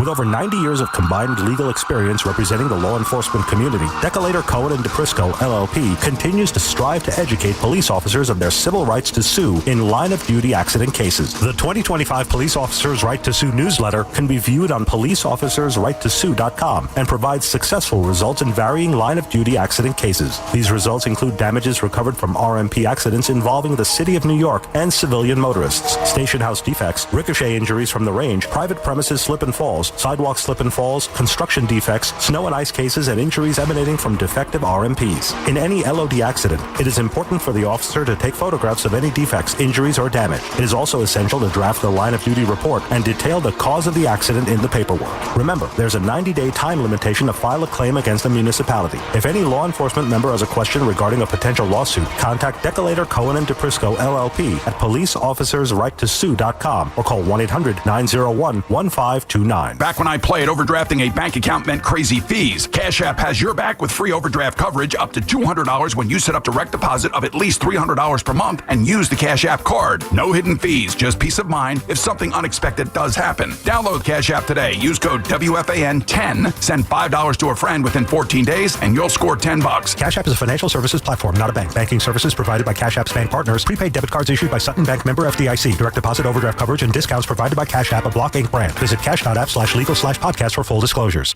Embrace the spirit of the season in comfort and style. The Mercedes-Benz Holiday Love Celebration is here. Your moment to make dreams come true at Mercedes-Benz of Edison. With over 500 vehicles to choose from, including the versatile GLC and GLE SUVs, there's the perfect holiday gift for the one you love. Enjoy legendary Ray Cattina customer service and see why Mercedes-Benz of Edison was named the 2024 Mercedes-Benz Dealership of the Year by Cars.com. Celebrate the season in true luxury at Mercedes-Benz of Edison. Imagine a gentleman's club with over 200 gorgeous exotic